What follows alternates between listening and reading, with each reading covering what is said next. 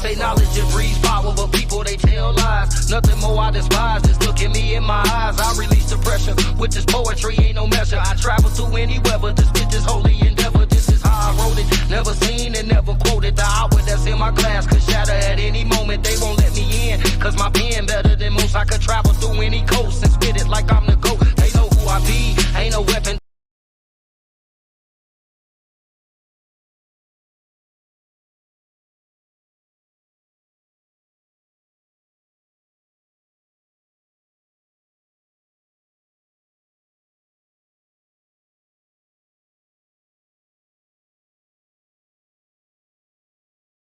They conform, my spiritual can't be harmed. I'm walking through desert storm, I can see the weather changing, devil gaining on me.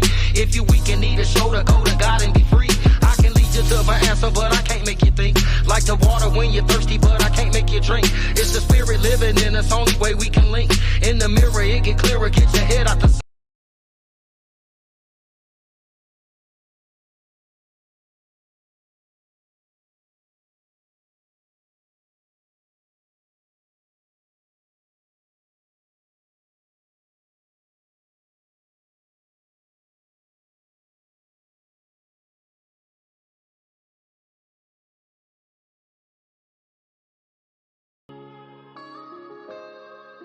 Yea, do I walk through the shadow of the valley of death? I should fear no man but God. Hallelujah. My heart is so heavy.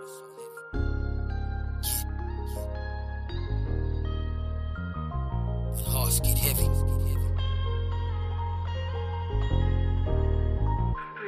I would be lying if my heart ain't heavy. I done lost so many people, feel the pain when the mind ain't ready. So I bow down and run to the king. He said, Harry, let me be honest. You come with me, you gon' go through some things. Through this pain, I discovered the truth. I had died in the flesh. When I speak, my testimony is proof. Legendary when I spit conflict. Best believe me when I tell you that they ain't spitting no bars like this. Dear mama, it's your son right now. When I was misguided and misled, it was your spirit that showed me how.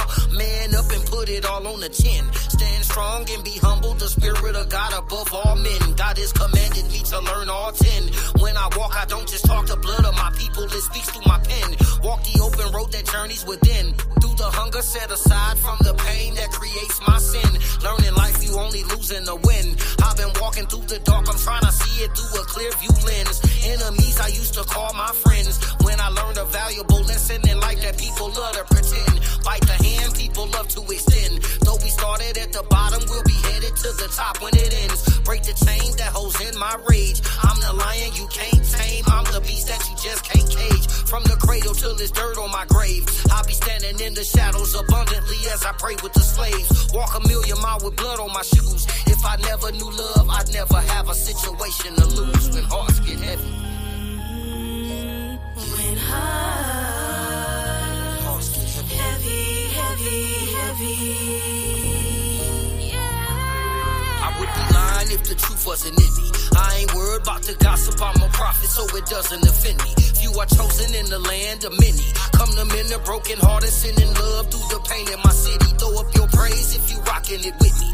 On a mission, God has sent me with the message, so they'll never forget me. Mad love, yo, but I ain't friendly. See the devil coming, I fall to my knees and let the spirit defend me. See, there's pressure with every word I speak, taking me to another peak. Living accountability, spiritual is my destiny. Devil won't get the best of me, lyrics flowing so heavily. Destination is heavenly, drifting upon a melody. Dealing with what they telling me, won't these demons just let me be? Living up in this poverty, taking me where depression be. Every day like it's drowning me, fighting to keep my head up. I'm setting spiritual boundaries, maybe because I'm fed up. On a mission and witness to witness this benediction. Repenting, I paid dues while walking through mental prison. The Father, I pray you listen and working on my condition and keep me covered in blood. I'm dug in my transition and journey my way through Michigan just to put my petition in. One of the coldest ever to do it. I pray you listen and the stars fall, we shine together.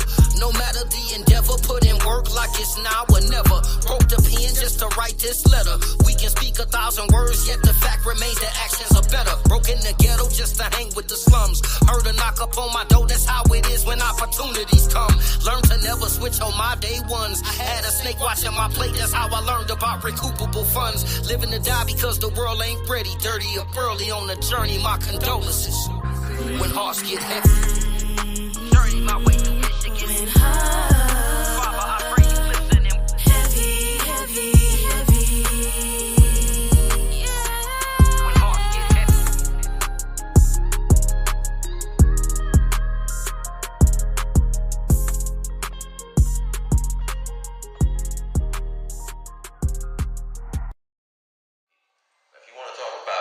Guns. Why is it that there's a gun shop on almost every corner in this community? Why? Tell you why. For the same reason that there's a liquor store on almost every corner in the black community. Why? They want us to kill ourselves. You go out to Beverly Hills, you don't see that.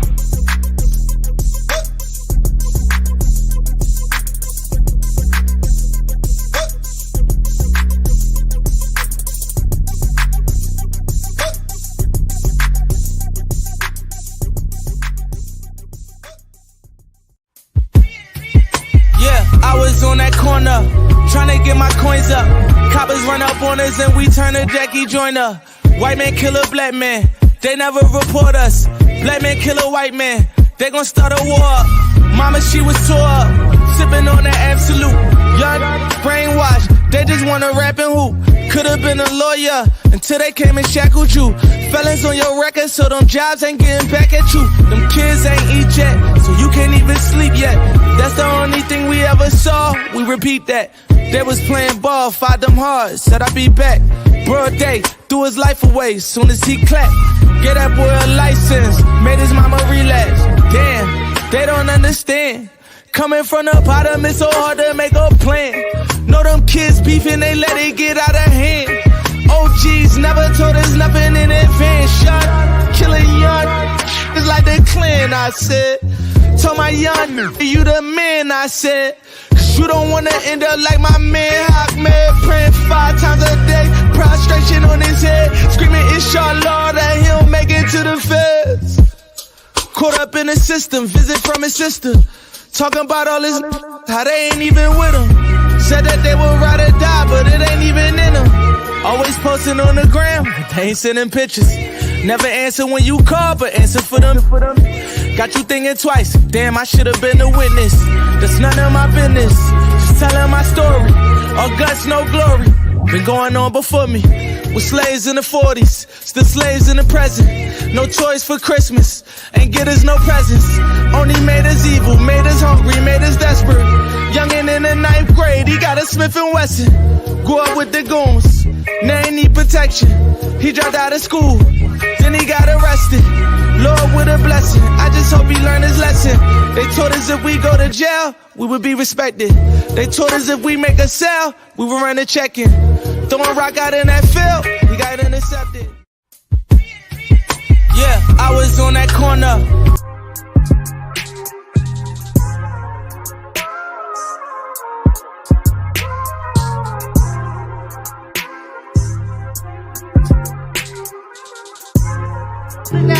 Say let's whine about it.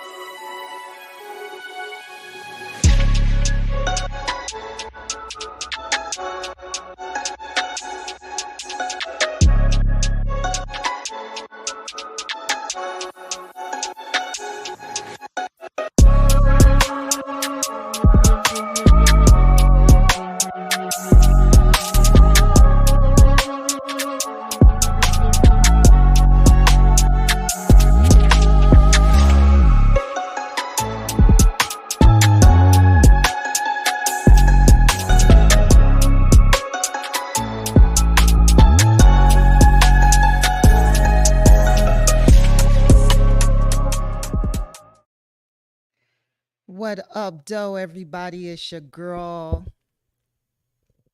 Oh, I am Ness today.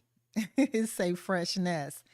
Tune in to Fresh and Friends so you can holler at me and like vibe with me with my reaction videos and the pop culture, things that I discuss. And my name is Fresh Ness on there. I usually put Nessa for This Is Insane. But that's okay. I'll be Fresh Ness today. Well, it is pertaining to music. This conversation that me and my brother Marky D will be having today. So I guess freshness is in full effect because freshness derived from me being an artist. And we will be discussing pretty much gangster rap, drill, hip hop, and the entire culture and how it influenced our culture, whether good or bad. And I have some clips, and we're gonna actually like take a look at some of the videos and the different clips and discuss the things around that. And so I hope that you guys I hope you just vibe with me, okay? Just vibe with me today. Um, so he'll be on in a second, but before he come on, I just want to say that us just the Black American culture, the Latino culture, and the Caribbean culture, who all had a hand in the beginning of hip hop. I don't think anyone ever like knew that this was going to be something that just took off to the extreme that it did and become a global sensation all across the world. Um, with that being said, there was a purity about it, and there are still purists today that try to hold on to that. But honestly, it's a little hard to hold on to the purity of this culture because of the different generations and the times that we're going into. It just seems like it gets darker and darker. However, I really do strongly feel like when the major music labels in the industry really got a hold onto the culture, that is what changed it and commercialized it. And of course everybody knows that, but it also was different from just it changing music. It changed the way that we looked at each other. It changed our entire culture. And that is one of the biggest things that I feel that is a problem, because if you look at other cultures, their music does not reflect who they are. If you Asian people, if they listen to music, but it doesn't reflect who they are on a day-to-day basis, as far as them still living their lives and having to spin the block, dry the block, and twerk and all of that. If you look at a lot of country music, and if you look at all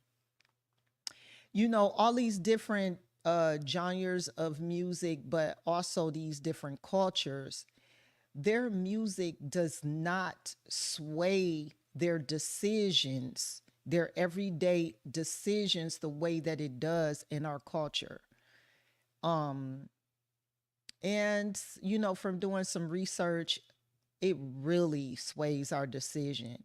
We are so easily swayed by so many different things. Um, and just kind of actually researching and seeing this, it really feels like there has got to be a shift and a change in the way that we look at pop culture, hip hop, drill music, gangster music, trap music, whatever.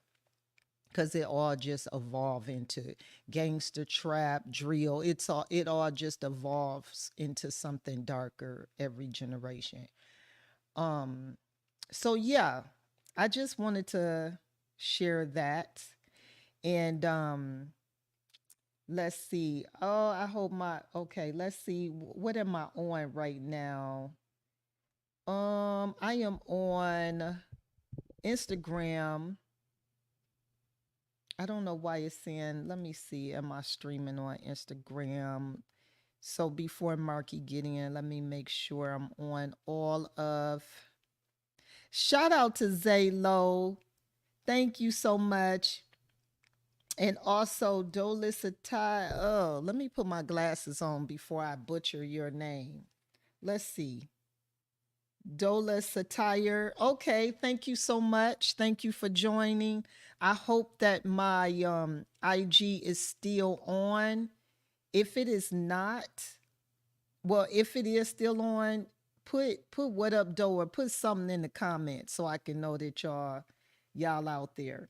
Okay, and then I'm on my Facebook Let's Whine About It page. I decided to stream more on that page. Moving forward with my videos instead of the Humble Bougie page. And I am also on my YouTube channel, which is This Is Insane. All right. So without further ado, it is 7:30. Let's get it cracking. I tried to wait for him as long as I could. He'll be popping in shortly. So let's see here. Let me just make sure. Okay, so what we're going to do is we're going to take it to the top. And the top meaning we're going to take it to the beginning of when things popped off. Hold on, let's see. Okay, he'll be in it shortly. We'll take it to the beginning of when things popped off, which is everybody think that things popped off when Ice-T, the West Coast, got a hold of gangster rap. That is not where gangster rap derived from. Okay. For those of you who did not know that, gangster rap derived from the East Coast. Schoolie D is one of the first pioneers of gangster rap. Okay. And from there, Schoolie D influenced Ice-T and many others. Ice-T was the one who actually pioneered, everybody say NWA, but it was Ice-T who pioneered the gangster sound for California, West Coast. He was actually a pimp, but he also was a gangster. So his music was more on that pimp gangster style. And then NWA came out and they were more based on the gang culture style. Okay. So there is a video that I wind up watching, and I want you guys to vibe with me with that. And of course, we'll be discussing. I'm going to kind of stop it, pause it, discuss some things, and we'll just keep it moving that way. Okay. So this one is gangster rap, how gangster rap destroyed hip hop. That's the name of it. In rap, you gotta do the and pretty much tell yourself in the music while it sounds good. We traded being nice for being real. Mm-hmm. You just wanted to be nice. Mm-hmm. Now you have to be real. They don't want to hear no more about a who copped the V-Lone Sherbo and spray up a block. Where it's like, damn, you hearing this, like, damn, he hard. And you like, man, I hope this ain't really doing this. Everybody with this. It's like pushing it going extinct.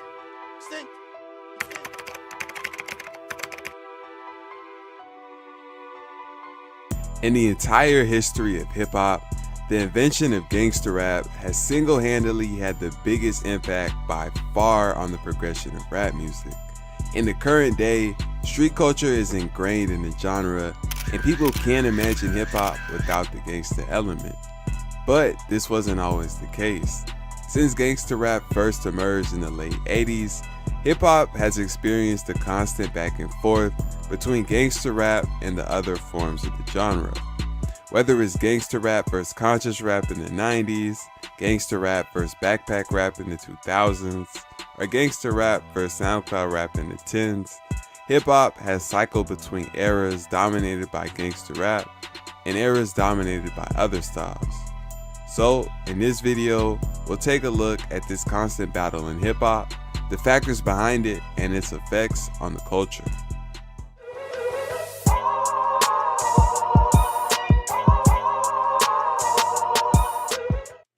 Hip-hop was created in the early 70s, and in its early years, the lyrical content primarily revolved around partying, self-affirmation, and community unity. In the early and mid-80s, artists like Grandmaster Flash and the Furious Five, the Sugar Hill Gang, Curtis Blow, the Juice Crew, Boogie Down Productions, Run DMC, LL Cool J, and many more laid the groundwork, establishing the trends and building up hip-hop's commercial popularity. This early era was the purest time in hip-hop because rappers weren't making a lot of money and just doing it for the love of the art form. People were just enjoying this new form of expression, and no one had thought to introduce anything super violent or negative to the music. But this would soon change. Fuck the police coming straight from the underground. A young nigga got it bad cause I'm brown. And not the other color. In the mid to late 80s, gangsta rap was created. The 80s were some of the most turbulent times in US history. Crack was hitting communities across the country. Bodies were dropping at rates higher than any time ever before or after, and crime was everywhere. But despite all these facts, it wasn't something people talked about in hip-hop songs. The record most credited with kicking off gangsta rap is a song called PSK by Philadelphia artist Schoolie D, where he told a story about an average day in a hard environment like West Philadelphia. Came for the wave, my DJ cutting. Other MCs, man, you ain't saying nothing. Rockin' on to the. This record inspired Ice-T, a rapper from Los Angeles, to make a record called 6 in the Morning, talking about a day in the life of the streets of LA. This was a huge record in hip-hop history and big for Ice-T's career as well. And following it, he continued to make more early gangster rap records, talking about the streets of LA, violence, and gangbanging. Shortly after Ice-T started making gangsta music, NWA, a group out of the city of Compton, took gangsta rap to the next level. Their Straight Outta Compton album was full of lyrics about subjects like busting gats, jacking people, and selling dope. The project got nationwide attention and was the majority of the public's introduction to gangsta rap and a big influence on rappers across the country. The late 80s was gangsta rap's debut, but this subgenre was still new and a very small pocket of hip-hop. The other artists dominating around this time, like Big Daddy Kane, Rakim, Public Enemy, Slick Rick, and KRS-One, were still rapping about familiar topics like rocking the crowd, telling stories, and pushing black consciousness. That's turned wrong. Times have changed. Hey, it's cool to look bummy and be a dumb dummy and disrespect your mommy. The early to mid 90s witnessed an even balance between gangsta and non-gangsta rap. NWA artists like Ice Cube, Dr. Dre, and Eazy-E pursued solo careers, continuing to push gangsta rap heavily. Dr. Dre mixed the P-Funk sound with gangsta rap to form G-Funk, a new extremely popular category, and he also introduced Snoop Dogg, another extremely successful gangsta rapper. Over in New York, Kool G Rap was pioneering East Coast gangsta rap, and following him, people like Nas and Wu-Tang Clan grew the movement. Down south, rappers like the Ghetto Boys and UGK were bringing their own flavor to things. Gangsta rap was expanding, however, there were still plenty of artists making alternative forms of hip-hop. Groups like A Tribe Called Quest, De La Soul, The Pharcyde, Outkast, and Goody Mob were all exploring different topics and themes, And together, all of these rappers out during this era maintained a diverse hip-hop landscape. Open caps, so with that bullshit, step to the rear, son. The last thing you want with Big L was a fair one, cause in the street brawl. In the late 90s, gangsta rap began to form a chokehold on hip-hop. Artists like Tupac, Biggie, DMX, Master P, the Hot Boys, Jay-Z, the Lox, Big L, Mobb Deep, and tons of other gangsta rappers became the new faces of the genre. Older acts like De La Soul and A Tribe Called Quest declined in popularity. From its beginning, gangsta rap was always entertainment and not really about authentic gangsters rapping, but in the late 90s era, there were countless examples of rappers forcing a gangsta image because they felt it was the only way to get on. Groups like the Roots and the Fugees were successful non-gangster rappers, but they were vastly outnumbered. Eminem was able to break onto the scene, showing fans appetite for a different type of artist. However, even he had a cosign from Dr. Dre, an established gangster rapper. In the early 2000s, this trend continued. Artists like State Property, Dipset, 50 Cent, G-Unit, and Fabulous continued the dominance of gangster rap. Outside of gangster rap, there were basically two routes to go. Either party music like Nelly, Lil Jon and the Eastside Boys and the Yin Yang Twins, or backpack rap like Talib Kweli, Mos Def, Lupe Fiasco, and Common. Okay, stopping it here, this is where I want to discuss. If you take a look, you notice that there was a balance. Like there were still, even the beginning of gangster rap, of course, there was a balance in the music. So people had so many different choices to make. They didn't have to just listen to gangsta. You know, it didn't have to just be gangsta music. They had the opportunity to, you know, like even if you a gangster, you might want to hear you know, Africa Bambaataa or some Run DMC or whatever it may be, but it was a balance then. And then even on this part right here, this is where it, to me, this was the most balance that we received in the hip hop culture. And that's when Kanye, Tribe Called Quest, Talib Kweli, they all still had major deals and was with major record labels.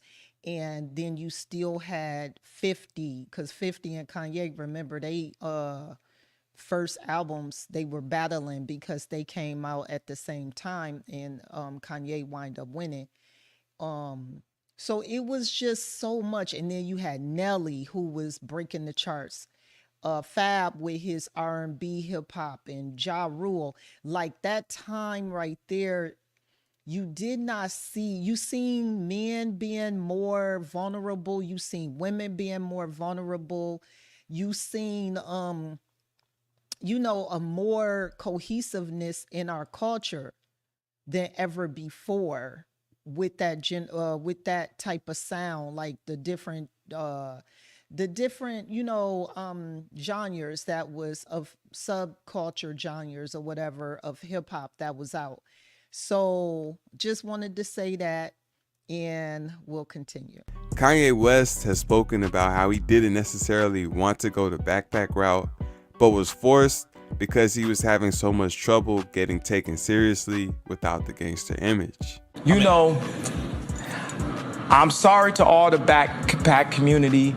You know, due to the fact that I was from the streets, but I never killed anybody, it was just easier for me to pose like a backpacker. The early 2000s was also the era trap music was created, and it initially started as another subgenre of gangster rap, just dedicated to tales from dope boys. Yeah, broke up with my girl last night, so I went to the club. Put on a fresh white suit and a mini. The mid to late 2000s marked a shift in hip-hop. The majority of gangster rappers from the late 90s and early 2000s saw their careers decline. New trap rappers like T.I. and Jeezy were starting to dominate, but the ringtone era was in full effect, and anyone who could make catchy music or a dance was blowing up.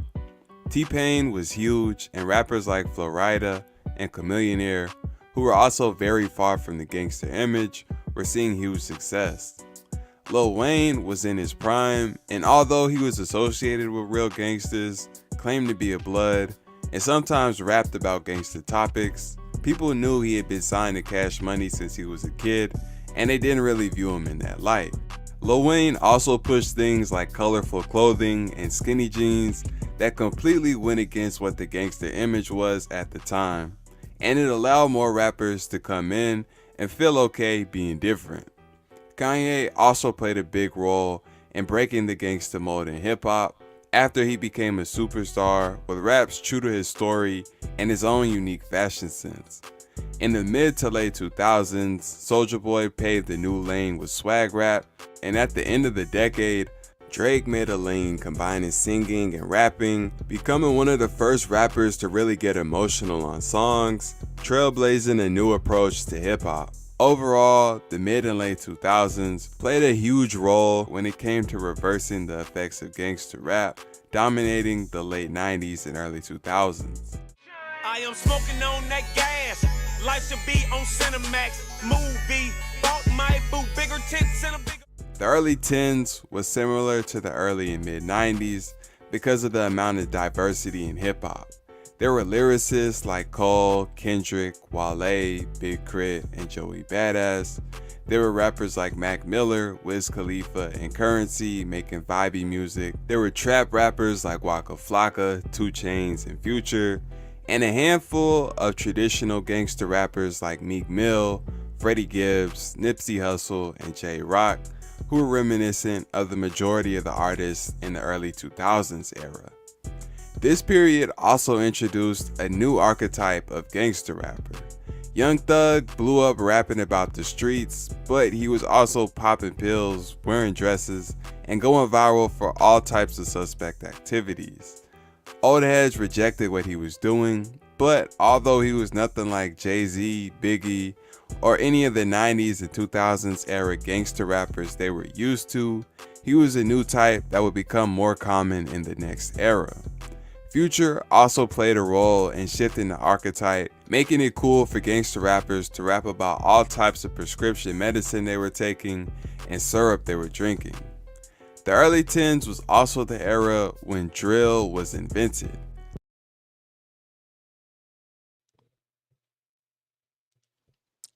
All right, we're going to stop it right here and shout out to Marky D. Thank you so much for joining. I'm going to keep it on here though. I'm not going to take it off, but we'll discuss this a little after, and then if you were able to see some things or if you didn't get to see some of the video, I'll discuss, where we are with it. But now we're going into the drill era. And what I want to say is, if you notice, there's always one artist that has helped to push the culture into something different, or even not just one artist, but a group artist or whoever it may be. It was even though Ice-T set it off, it was NWA, and then also not in any type of format, but it was Nelly who pushed a certain, like envelope, 50, Kanye, all these different people that come out, they push the culture to something different. Future. So now we're talking about drill. Okay. And so we'll discuss more, and then I have some questions after this video, which it's almost over with, because we have some other clips. So you're fine. You didn't miss too much. But I just wanted to introduce you. So everybody, Marky D is on with me. He'll be discussing his, some things that he want to talk about when it comes to this video. And we'll just continue to watch the rest of the clip. Thank you. Drill was a subgenre of gangster rap, but it revolutionized things. In the 80s and 90s, despite having the title gangster rapper, a lot of the rappers making gangsta music weren't actually gangsters, and were talking about things they'd either seen or heard about from someone else actually living that life. And there was a lot of fabrication involved. But drill was about real conflicts, and a lot of the rappers were directly involved. In addition to adding reality, drill also brought a new level of violence and disrespect never seen in gangster rap before. It do not matter. Turn to a savage, pocket got fatter, she call me daddy. Smoking that gas, got all that Zany, she on a... The mid-10s was similar to the mid-2000s. Gangster rap was on the decline. Drill was still a factor in hip-hop, but its best days were behind it. Artists like G Herbo and Let Foe were hot, but the majority of others were falling off. Down south, there were a handful of trap rappers like Young Dolph and Amigos, but in hip-hop overall, there were more artists in other categories. People like Chance the Rapper, Travis Scott, Ray Shremmerd, Logic, Fetty Wap, and others were seeing success completely outside of gangster rap. This mid-10s era also witnessed the explosion of SoundCloud. Rappers like Lil Yachty, Lil Uzi, Playboi Carti, XXXTentacion, Trippie Redd, Lil Pump, and many others blew up with a fun approach to their music. Rappers like Lil Peep and Juice WRLD popularized emo rap, which is almost the polar opposite of gangster rap. This era was characterized by artists doing whatever they wanted and breaking out of previously defined boxes. But despite this new freedom, many SoundCloud rappers were still drawn to the gangster image. Lil Pump and Smoke Perp flash traps in their videos, YB and Namir was in his throwing up gang signs, Trippie Redd was heavy on claiming he was a blood, and obviously the most extreme example was 6ix9ine paying the 9 Trey Bloods to start hanging around them so he could create a whole gangster persona. However, despite their attempts, none of these artists were really viewed as gangsters, and the majority of fans didn't really care.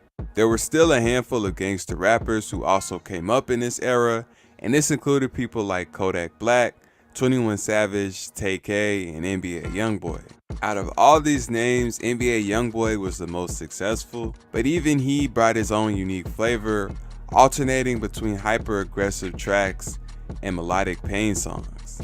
Go, I just made it home. Missed calls on my phone. See, I've been gone. Was trying to hit a lick, but that shit just went wrong. I got a thought, she right off the block. In the late 10s, gangster rap came back stronger than ever. The SoundCloud wave crashed and the majority of artists popular in the mid-10s fell off. New gangster rappers started popping up left and right.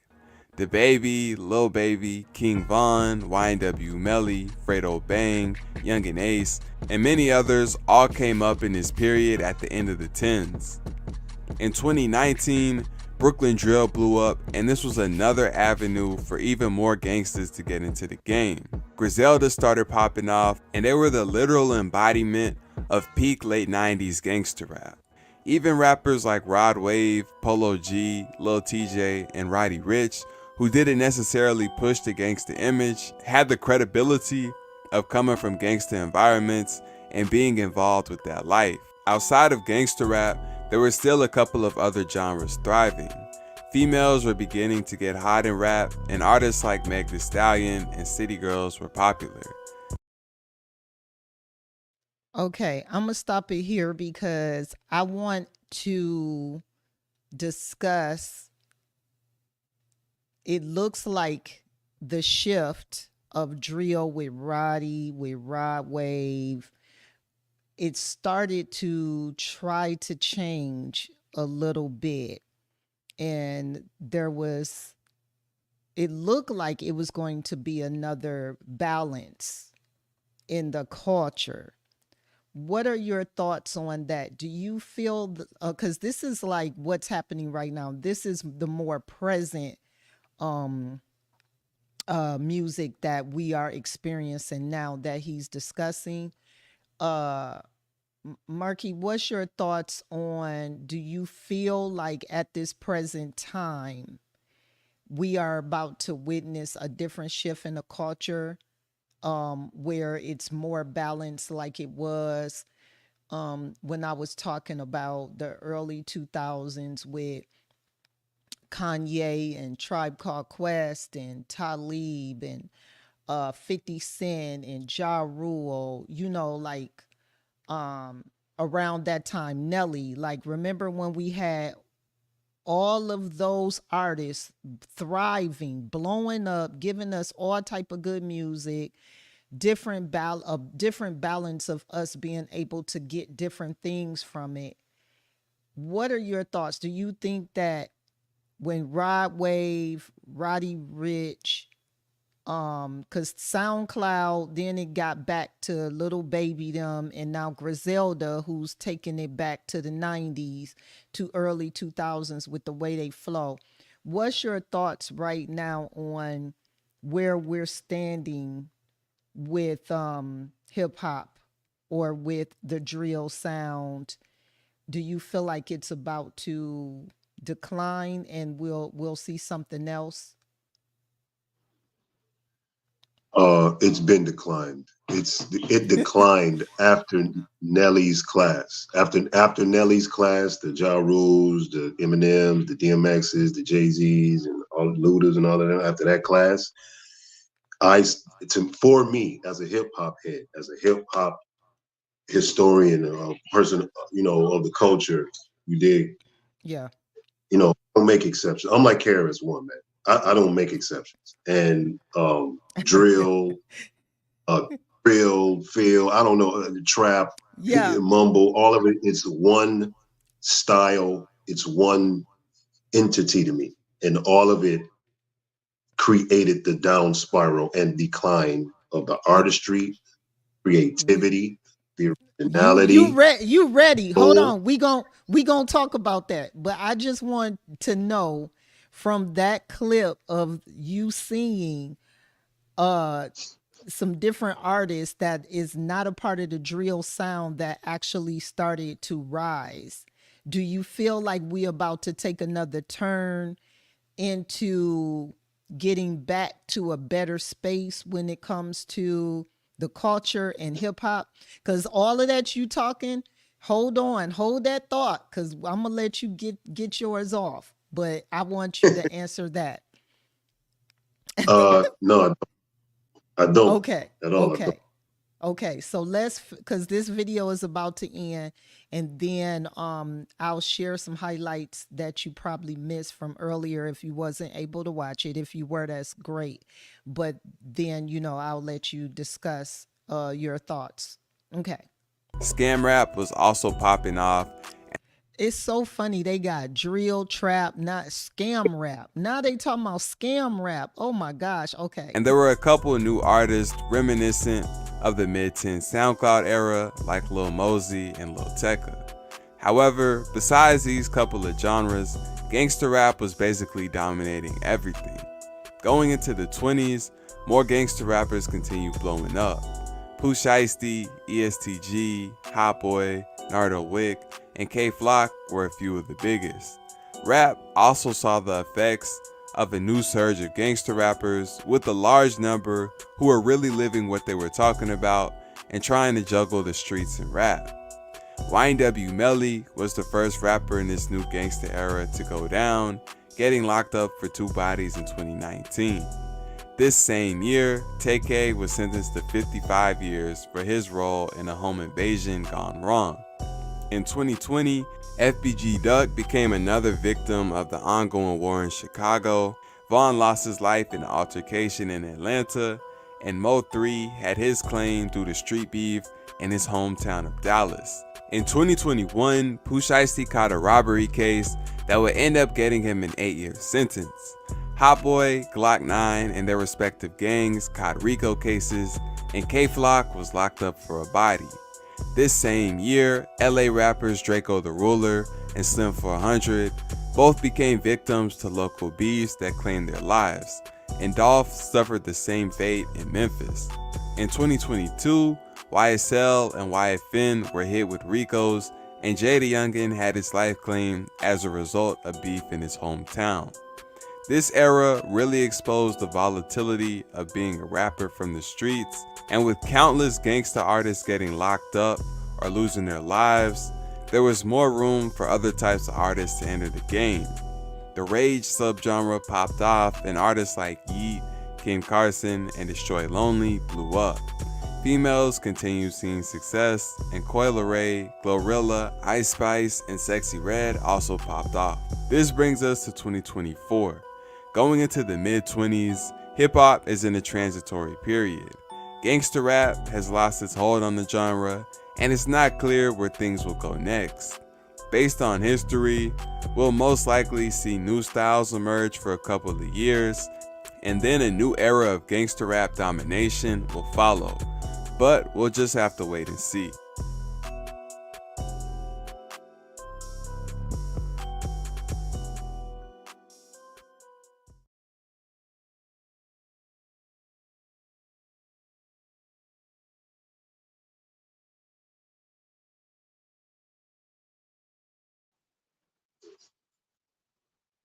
I have to show some love to the guy who created this video. I forgot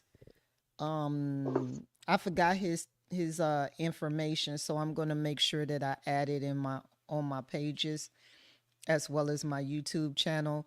But the way that he put this video together was absolutely amazing because it was everything that you and I discussed on from the beginning of gangster rap until now, and seeing how it influenced our culture, and just physically seeing the decline as you were discussing. You know what I'm saying? Like all of the names of them young men who are now locked up for 55 years and even more or less, and have died by the hands of gun violence through this so-called drill scam rap, SoundCloud music, just all of that. You know, it's so crazy how it's crazy just seeing it, honestly. So I'm going to give you some time to go ahead and to discuss your overall feelings and thoughts about our culture, where we're headed, and your thoughts about the video. So the floor is yours, Marky D. Hold on, you know what? Hold on. Let me do this. Let me do this for you.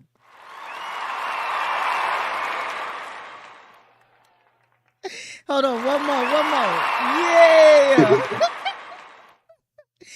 All right. I didn't give you a proper introduction because we were in the middle of the show. But go ahead. Go on and get it off your chest, baby KRS-One. Nah, I mean, you know. Oh, and first, everybody that is watching, thank you so much. Thank you, IG. Let me see, because I'm sorry, I had to cancel I had to get back on IG, so I lost you guys. I hope that y'all follow again. Shout out to Facebook, Let's Whine About It page, and my YouTube page, This Is Insane. And also, just so you guys know, Marky is the one who actually thought of this. He wanted to see this. He wanted this to be discussed. So that's why this is his floor. And we're going to let him get it off and tell us how he feel and his thoughts. Okay, go ahead, bro. All right, like I said, all today's music, it's basically tasteless gumbo. That's what it is. Gumbo has flavor. Gumbo has soul. And the origins of gumbo, I mean, just about every black person with soul know about it. You know what I mean? And what it takes to create gumbo. It has flavor, with or without the main ingredients that it takes, you know what I mean, to put it all together. Mm-hmm. Today's music, starting in the mid 2000s, I guess. Yeah, like 2010. Till now. Yeah, till now. Yeah, it's a poor replica of gumbo. You dig? And it's been what is the word when it's synthetic, it's not authentic, it's now fast food compared to the home cooked meal, which is the original hip hop, the format. Now, today's music, basically, the industry has control of it. We don't have control no more. And in the 90s, they wrote a contract that stopped all of the truest essence of our music and culture and art. And they took the formula of NWA, Ghetto Boys, and 2 Live Crew and only used the negative content that they expressed and displayed, because that's our drill, or trill or whatever then, right? But it was just the 3 at the time, and then you could throw in a 2 Short. You know what I mean? Now, that was less than a handful. Other than that, you had like you said, the balance, the variety of what came prior to that.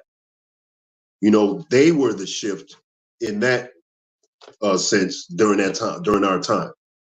So when the industry saw that our genre is marketable, they pick and chose who they wanted to market for themselves with an idea that led to today. Because when you take a Nelly and the Jay-Z's and the Ludas and the DMX's and the Eminems, the Ja Rules, that class in the 2000s was the reset of our generation, who made the music that was filled with a plethora of different of diversities. We had consciousness. It was the gumbo with the actual seasoning. We had consciousness. We had the Stop the Violence movement. We had sex awareness, and we had love. You know what I mean? We had all of that. In addition, this gangster rap style of music. Mind you, every rapper who does gangster rap never called it gangster rap. The media called it gangster rap. And they used NWA to do that. And I don't know if you remember, but I remember when ABC put that concert on the news in Detroit, like what we saw in Straight Outta Compton when Cube was talking to the crowd. I saw that on the news that the day after that concert. And then that's when they labeled it gangster rap. Yeah. There's no such thing as gangster rap. Yeah, the media always is the one that labels or that pushes an agenda. And, they sway the decisions, they sway the people on how they, like Super Predator. You remember how you remember when, absolutely, it's always the media. Yeah. Yeah. And the media got a hold to our music and dissected it and created the wedge, gravitating only towards the negative music that they use now as a depiction for all of our genre in this hip hop. They start with hip hop to the point where any music that does not reflect what Will Smith did, what MC Hammer has done, you dig what I'm saying? Without the profanity, without the killing and the yada, yada, yada, it's all gangster rap. Redman, gangster rap. Even Heavy D. You know what I'm saying? He had, if you didn't play of his peaceful, fun-loving songs where he was getting lyrical, you know what I'm saying? It will make an older person, one of his next words is going to be a profanity, you know what I'm saying? Because they didn't understand the lyricism, you know what I mean, without the profanity. It doesn't matter. He's that's all I hear. Our elders, that's all they hear is but we ain't never heard that in no rap song, one. But how the media depicts our music for us to judge created that wedge so that today, when we see to these youngsters that do nothing but what NWA, Ghetto Boys, and Two Live Crew did then, their whole careers with no positivity, which leads to all these deaths. NWA had to express yourself. That's a conscious song. That's a positive song. Ghetto Boys had Minds Playing Tricks on Me. That there displays and acknowledges what we talked about in one of the segments about mental health. Yeah. You know what I'm saying? They touch on that. Two Live Crew touch on being expressive, expressing yourself and not letting anyone hold you back on expressing how you feel in artistry and everything. It wasn't just the phase down has it wasn't just that. It wasn't just you know what I mean? That. It was a discussing censorship and how we have the right to, be able to express ourselves, like you saying. Exactly. And now they don't do that. All they do is the F-bombs, B-hole, the drugs. And back in our day, we was more so promoting the selling of it. Today, that's pop this Molly, take this Zanny, sip this lean. You know what I'm saying? Take this perk. Yeah. You know what I'm saying? It's like they're turning all of our children into dope heads, drug heads. They're advocating and endorsing this. You know what I mean? When we stop the violence and say no to drug campaign. Yeah. You know what I mean? We had that. It was a balance, and we had a balance, and it was just like watching a drama movie. It was more about the music just being something as an escape, and and not going out and making it reality in real life. Now, hold that thought, because we still got some clips, and we also got some information that I pulled from my research, which is factual info that I want to discuss. Okay. Well, this is what Merriam-Webster says about what gangster rap is. The lyrics of gangster rap music are rooted in Black history and culture. The music is all about attitudes and distinctions between inner city minority youth and their suburban middle class counterparts in the white community. So I feel like what they were saying was how back in the day, when gangster rap first started, it was discussing, our tribulations in the community and how we weren't getting a fair deal and fair shot as like people in the suburban communities. That's, I think, what they're trying to say. And another one was, what is the difference between drill and rap? Traditional rap encompasses various subgenres and lyrical styles with topics ranging from personal experiences to social commentary. In contrast, drill rap's distinctive features lie in its darker, more violent themes and its emphasis on the realities of street life, which is the reason for the police and different people in the government now trying to take away our voice because of drill. Now it's, our Black men, Black women can go to prison and go to jail for the lyrics in their songs when, it's not, well, that back in the day it was really just people kind of like just saying things that they wish they could do but not do, if that makes sense. You know what I'm saying? Yeah, it was all entertainment. It was all entertainment. It was there was more entertainment than anything, But get something clear. Gangster rap started through Coogee rap. It didn't start through us. Gangster rap started through Schoolie. Oh, I forgot I'm older than you. Gangster rap started through Schoolie D. which is East That, Coast. that's what that's what that's what they say. That's what they say. That he No, he spits the was the same thing. no. Yeah, I know. I Gangsta know. rap He started with Schoolie D, and then Ice-T bit his style and took it to the West right, Coast with that 6 in the morning police at my door. Cool G Rap wasn't even right. out then. School, I get what you're remember, saying, but what remember, you're I was talking a hood rapper at versus 12. gangster. Yeah, I know. But what I'm saying is that you're talking hood versus gangster. You know what I'm saying? I'm talking about the content. Schoolie D is talking the same thing as Ice T, NWA, and all the rest. Cool G Rap was That's when talking they Giuliani. You know what I'm saying? that Luciano was the Gambino. that was the mob rap, which was, and that's what they do. They put all these different like trap, like drill, like scam, like they put all these little sub labels on the music. You know what I'm saying? The gangster rap This new stuff is derived gangster rap was they considered gangster rap because of the fact that everybody thought that the West Coast started gangster rap, and they knew that the gangster culture, as far as like true gang, like gang violence and different things like that, was the affiliation of gangster rap.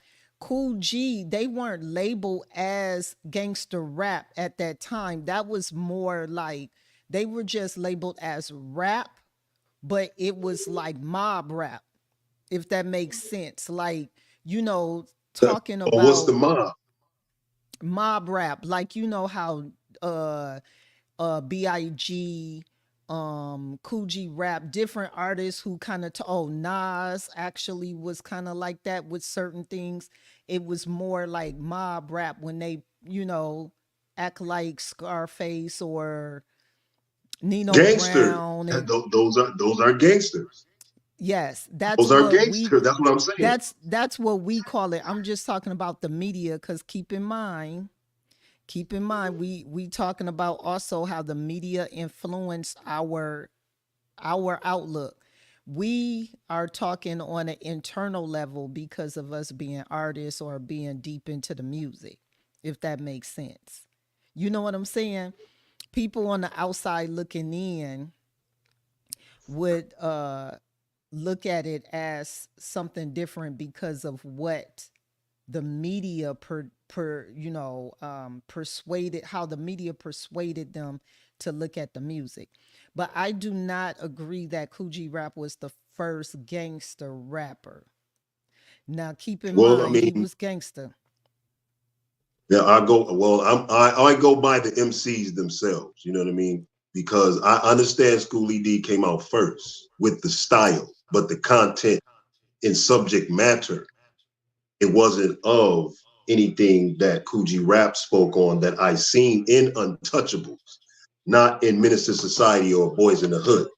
That's what Schoolie D, Ice T, and NWA and them spoke. They spoke our lives. That's why they said they never Yeah. called it gangster rap, reality rap for them. Reality rap, Coogee, yes.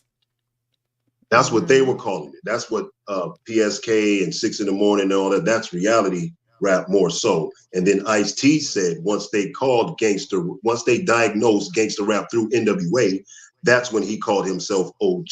Since you want to call our music this, which we never called it that, we call it reality rap. But since you want to call it gangster rap, I'm OG. But Okay. you're right about him getting his style from Schoolie D, who originated this style, reality rap format, stemming from our hood, the urban community, in which we don't speak about birds and bricks and suitcases of money and fancy suits. You know what I Yeah, mean? that was definitely that was definitely a season in our culture. We be having different seasons where things be popping, if that makes sense. You know what I'm saying? Yeah. Okay. Because So we the you know one get what it we pop. that's right. But you know what we gonna do? Because we got some more clips, but I want to show some love to one of the for real street pioneers. that is a G. And I hope this video is that. I hope that I did it. Okay, let's show some love to Easy E. Compton is a brother that'll smother your mother and make your sister think I love her. Dangerous motherfucker raising hell. And if I ever get caught, I make bail. See, I don't give a fuck. That's the problem. I see a motherfucking cop. Hold on, here's another one. Me all you want, but I'm gonna get paid. 'Cause that's why I say Dre Day is only Easy's payday. And that's real. Are you still friends with your group? Yeah, a couple of them. Ice Cube, MC Ren, and Yella. Okay, what about the other one? Who?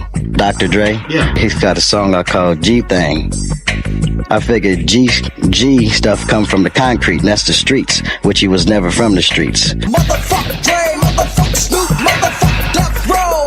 Yo, and here comes my left blow. 'Cause I'm the EAZYE, and this is the season to let the real motherfucking G's in. Woo! Man, where would he be right now? Where would he be right now if he was here? Rest in peace, Easy E. Baby, oh, definitely a mogul. Every last one of them. He would have been every last mogul. one of them. Yeah, but he was already. Yeah, because he was from the streets. What everybody is trying to be today. Yeah, yep. And he was the first dope dealer like that. Yep, big time dope boy. Put his money into a group that is now one of the biggest groups of all time. One of the first groups that you know what I'm saying, like.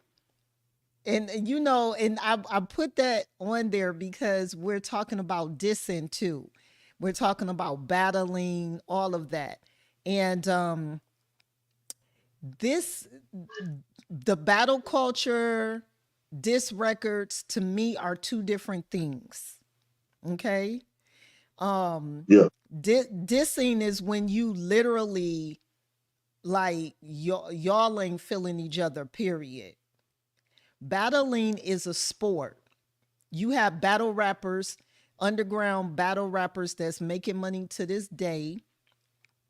Like shout out to Daylight and different people like that who they know that their opponent, they're saying whatever they want to say. Their opponent is saying whatever they want to say, but they're not taking it personal.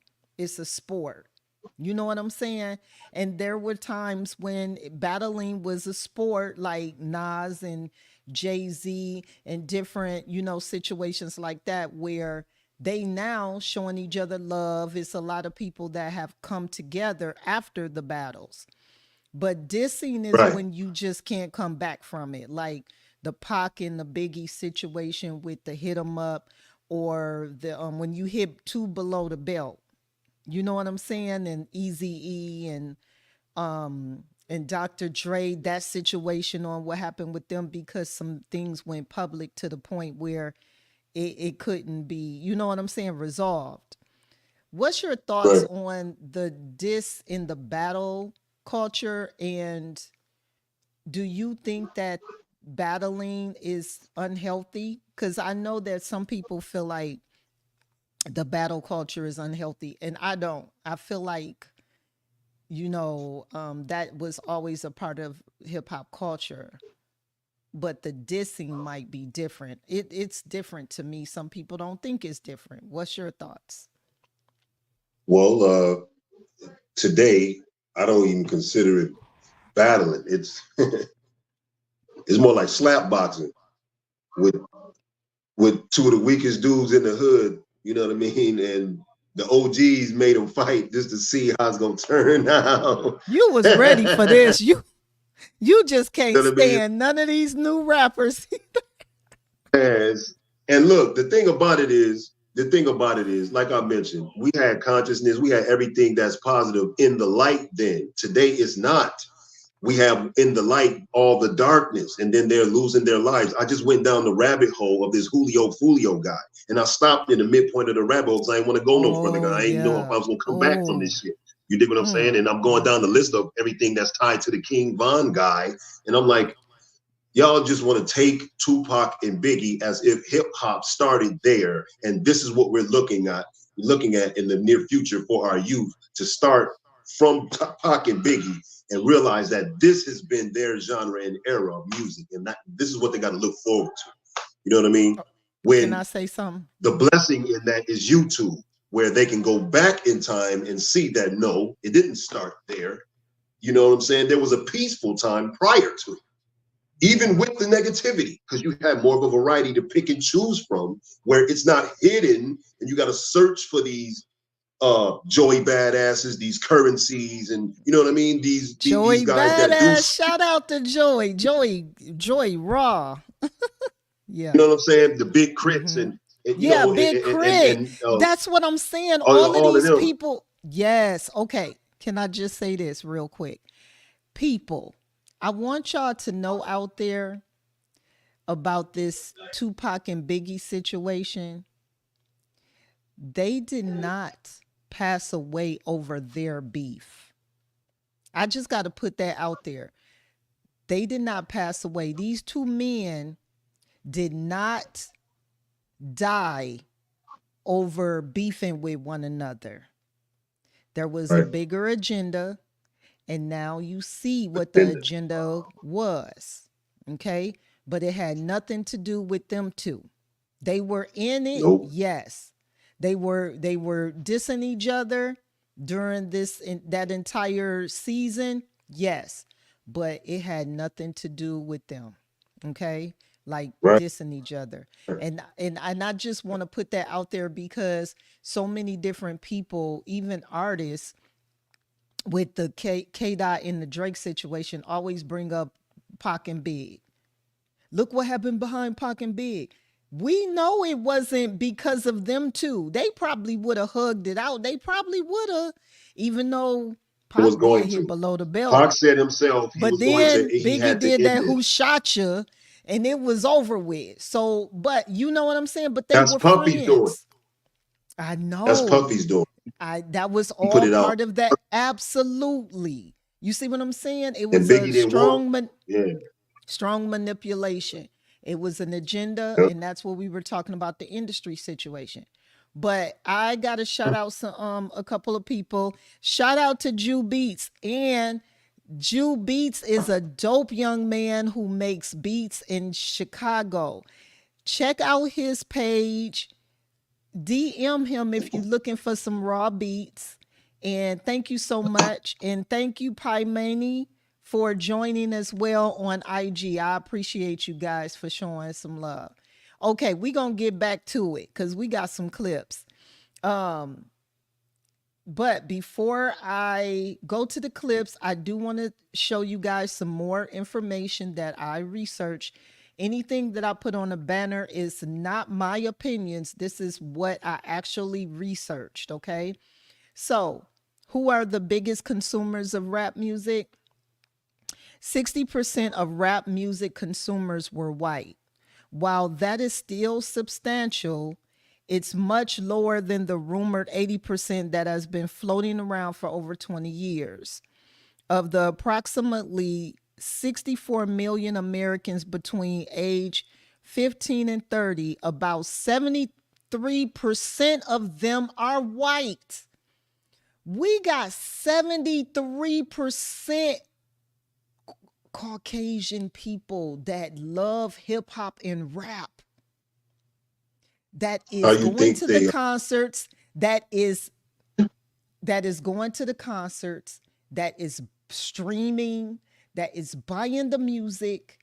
And that is why the record labels are pushing this bad candy for people, because that is what they're attracted to. That's what these consumers are attracted to. They are attracted to the glorification of our culture and the demise that's happening in our culture. They are attracted to it. Now, ask yourself this. They're attracted to it, but if white people are the highest consumers of the music, why is it less crime being committed in their communities behind the music? Now, that's my question that I put. I mean, tell me why they're not influenced to that degree. After I did some research, why are they not popping each other off to that degree the way that our youth are popping each other off if they're the highest consumers? They don't have to, they don't go home to the same environment we do. They don't live the same life we do. That's why it's easy for them to afford the tickets to the concert, to fill those first 10 rows in the front seat. That's the group that make our artists platinum. That's how we become commercial. That's how we become nation to worldwide, through the white folks that love our music. All you gotta do is just listen in the streets, in a parking lot somewhere, to somebody white. It could be, like you said, from 15 to 30 with the windows down, some type of today's music bumping. And you see this white person getting out and thinking, all you heard was nigga this, nigga that. And I'm looking like, for real. That is the worst feeling for me. I loathe it. Do you understand? But what can we do? Because I laugh. Okay. You know what? I laugh. That's gonna have to be part 2, bro. Let's go back to these clips real quick. Okay. So let's see what's popping. Drill music has found its way to almost every major city, even those not in the US. A genre that was birthed in the gritty streets of the South Side Chicago, or known as Chirac, has become one of the most popular genres out. With the genre gathering a massive following, it's clear that drill music is here to stay. But is that a good thing? The problem with this is that drill music is like a cancer, killing and destroying the lives of the youth in the city drill music affects. Join me in this episode as we uncover the dark truth about drill music. The origins of drill music goes back to around 2012, when a then 17-year-old Chief Keef had dropped a music video that would change his life and the lives of many other people that lived in Chicago. The video was I Don't Like, a song that would quickly rise in streams, going viral, garnering the attention from the biggest artists in the industry. Okay, bro, don't judge me, but I ain't gonna lie. I used to like this song. This song would eventually get to the ears of Kanye West, and he would go on to remix the song and introduce it to a wider audience. This very thing will shine a spotlight to Chicago, luring the interest of the public. Keef, who was rapping about his actual real-life struggles and personal beefs, kept his rhymes raw and uncut, exposing his fans to his city and putting them in his shoes. This hooked the audience, who would later become obsessed with this very city and the characters in it. With the massive attention Chief Keef was getting, other street guys in Chicago who would also rap felt like they should capitalize off the momentum, spawning rappers all over the city that represented their respected hoods. This would lead Interscope Records to quickly scoop up Keef in 2013, signing him to a record deal and solidifying the entrance of drill music into the mainstream. This would be the very thing that takes the lives of hundreds, if not thousands of people, mostly in their teens, for the coming years. Drill music was not particularly like any other genre of hip-hop, with it drawing clear inspiration from the 2000s gangsta rap music, led by rappers like 50 Cent, Young Jeezy, and Cameron, with topics typically ranging from drug dealing, violence, and gang culture. With the main difference that separated these two genres is that most gangsta rap artists from the 2000s usually rapped about old past crimes and rarely would rap about anything they were currently doing. Drill music was the complete opposite in this regard, with rappers rapping about murders that they are still unsolved and crimes that were committed just moments before hitting the studio and recording. Drill music glamorized the rapper who is currently really living what he's rapping about. This would put the audience of these rappers in the front seat of the violence. Watching as things unfold in real time, they were now able to see who killed who and what gang they represented, and who was the next target. Teens all over the city who were already on edge, dealing with the struggles of inner city poverty, were now being baited and rewarded to commit violent crimes and then document them in a rap song. This would start to further destroy the lives of those people who were living in these areas that were becoming war zones for the entertainment of the fans. More teens will start committing crimes, hoping that they as well can spark a rap career, creating more street issues all over the city. As the shooting will continue to rise, drill will start to become so popular it started making its way out of Chicago and into other urban cities, landing in New York and London. With the rapper Bobby Shmurda, who would release his song Hot Boy, quickly having a similar reaction as Chief Keef, blowing up overnight. Bobby Shmurda would go on to rap about murders and other crimes that him and his own members were responsible for. Bobby Shmurda would later get arrested the same year and spend 6 years in prison for the crimes that he was connected to due to his music. Just like in Chicago, drill music would start to spread all over the city. The genre had even made its way overseas to the UK, specifically London, and had already done the same destruction it had done in Chicago. Death and destruction seems to follow the genre wherever it went next, with drill music's reach now being able to spread its influence all over the United States and UK, leaving many cities having to deal with the same issues that Chicago was plagued with. With artists like the late Pop Smoke, Fabio Foreign, Chef G, and many more, drill has started to show its effect in New York City. In 2020, it was reported that shootings were up at a whopping 100% since the previous year, getting even worse in 2021. This can be linked directly to small drill artists popping up all over the city committing crimes and hitting the studio so they may rap about it. Florida will start to see the same issues as drill music will start to influence their rap scene. Florida has had the spotlight for the past few weeks, with the recent music video dropped by Florida rapper Young and Ace, where him and his friends are rapping about the murders that they have committed. This led to a response from a fellow rival, Julio Fulio, an enemy of Young and Ace, and a close friend to the victims that Young and Ace was rapping about. In the song, Julio is seen bragging about who his side has murdered in retaliation. It's clear to see why drill music has become so popular. With hip-hop's audience praising the street life, they finally found the most raw form of it. The biggest problem with this is that drill music was designed to destroy the youth in the urban communities. This is why record labels were quick to invest in a genre that was so new and unpolished. It fit the agenda so well, furthering satanic values to the masses, and they knew it could be used to spread more destruction. What was most interesting about this is that drill music wasn't created by the record labels directly, but still had a big part in its creation and distribution. Record labels are and would always be the gatekeepers to the mainstream hip-hop. That's why conscious rap doesn't do well in mainstream hip-hop. Record labels don't want to support a message that pushes positivity or helps build urban communities. Record labels clearly have an agenda. Time and time again, they get behind artists that are either already pushing it or willing to bend and push their destructive values. Labels saw drill as a way to kill multiple birds with one stone, capitalizing off the momentum of drill in Chicago to make money, then spread a destructive genre that they knew would take the lives of many. They knew it would have the same effect in other urban cities like it had in Chicago, manipulating kids that listen to drill music to act like their favorite rappers. When drill first took off, I was 17 or 18 back in 2012. Living in the Bronx, I saw firsthand the effects drill music was starting to have on the city. The kids on my block were getting more violent and street issues started to escalate. Before I left New York in 2020, drill music had taken New York City over, just like in Chicago. Gun violence would start to rise rapidly. In New York, where most of the time people are on edge from dealing with hundreds of other issues that the city presents, they were now being told to kill and shoot anybody that they don't like by their favorite rappers who were really out there living that street life. Fans were used to rappers rapping about a past and would depict the life of luxury to their fans. The more popular that drill music gets, the more victims emerge in the city. Record labels choose what they promote and blow up. If labels wanted the streets to get better, they honestly can make it better. They could easily change the values that hip-hop promote. I have said this in multiple videos. The Freemasons have a tight grip on pop culture. The record labels are mostly owned by high-degree Masons with generational wealth that can be traced back to the start of our country.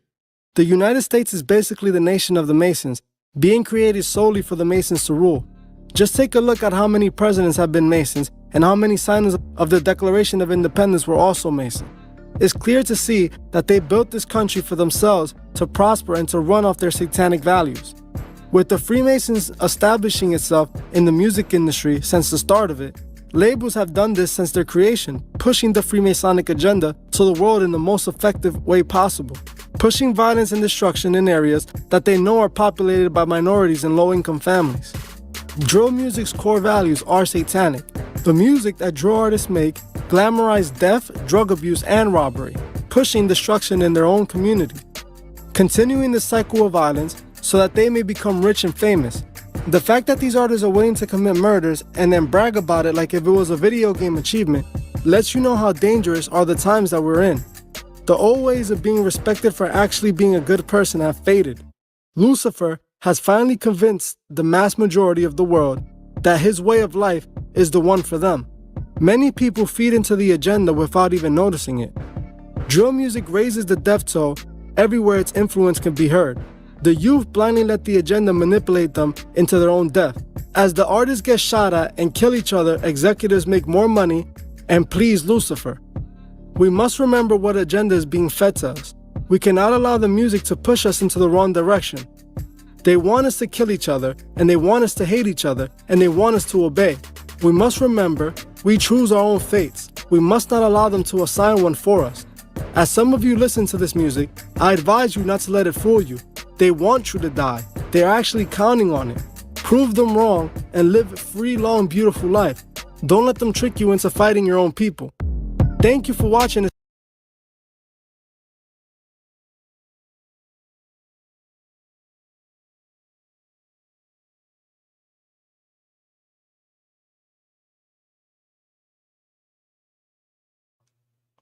Sorry, I wind up watching this one, and let me tell you, I was almost in tears, bro, because of everything that this young man was saying. And then come to find out, he actually is a young, because he grew up in drill, if you heard what he was saying. You know what I'm saying? 17. He was 16, 17 years old when drill, so it's like, and in the Bronx, oh my gosh. So for him to have this insight and to see it, and for his spirit to pick up on things that we have been discussing even before drill started. You know, we've been saying this for a long time. KRS-One, Public Enemy. I got a letter from the government the other day. You know what I'm saying? Like Pac. It's been so many different people that we've had in our culture and generation that have been like the chosen one to speak upon this without being intimidated. You know, even if they didn't speak on it to a certain level, but they were trying to feed us. Now Kendrick, you know, and I believe everything he was saying, because the Freemason situation, you know, all of that, the government agenda.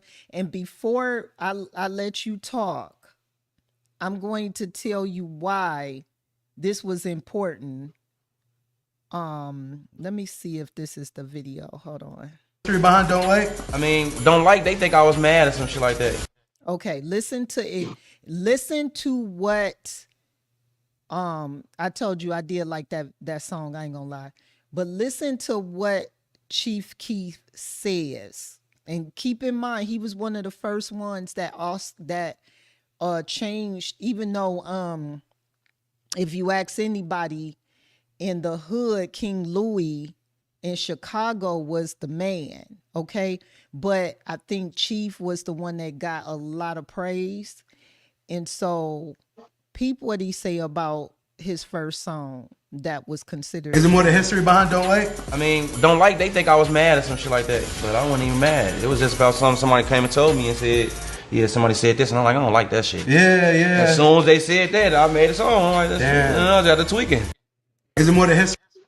Okay, so this is why you know that there was an agenda pushed.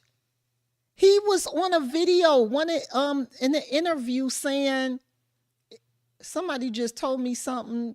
It was just random, and I just said, oh, I don't like that.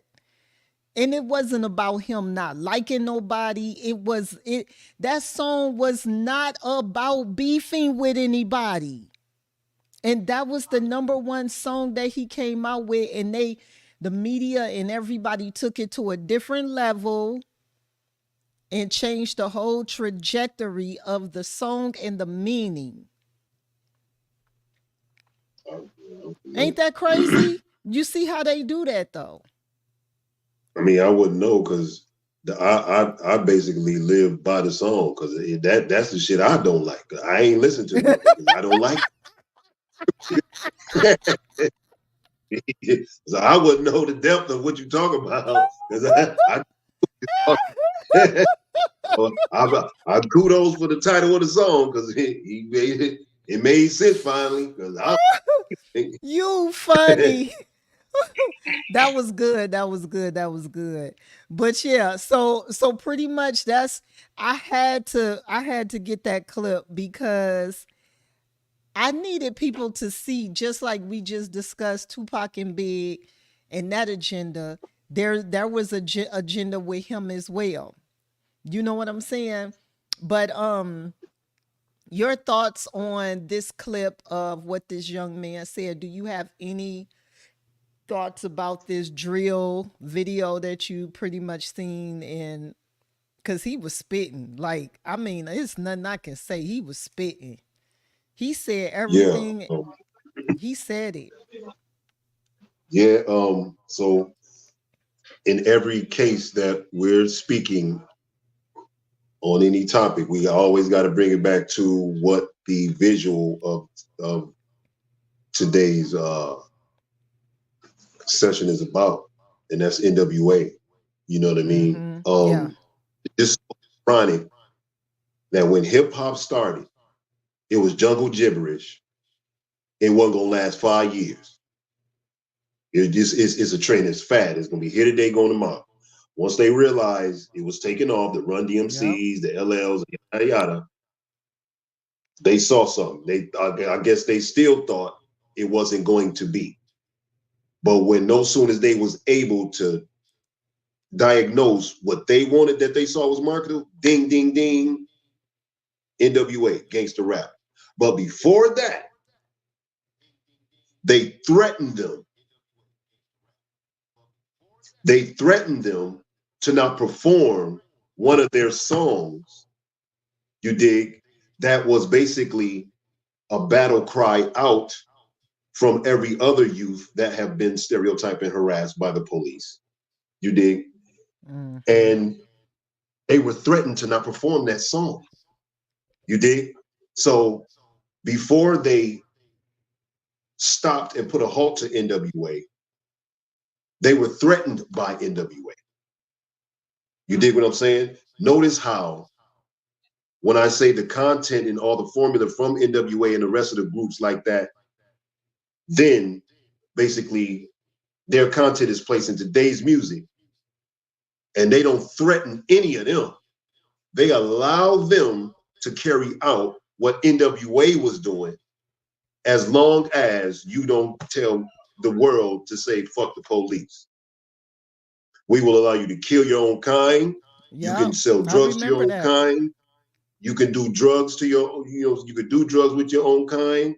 You have sex all y'all want to, catch all of have babies, catch all the STDs or whatever. And you could care less about the culture of your community. Just become famous, be this rapper, make money, yada, yada. Long as you're pushing our agenda to speak all the negativity that we feel is marketable through you guys. And it's only the negative. I don't want to hear party this unless you're talking about, unless drugs coming with it, unless butt naked females and a bunch of sex coming with it, alcohol, you're getting drunk and you're making it rain in the club, the strippers, that's the fun we having. I don't want to hear no more summertime, Will Smith. I don't want to hear no rolling, oh, la. We don't want to hear no more It Takes Two. We don't want to hear we got our own thing. We don't want none of that. That's too happy, positive. You dig? We want you to drill and kill. Yep. That's it. Yep. That's all we hear. That's the drill. To kill. That's it. The drill. That's why they call it a drill. And it's depopulation control. It's so much behind it.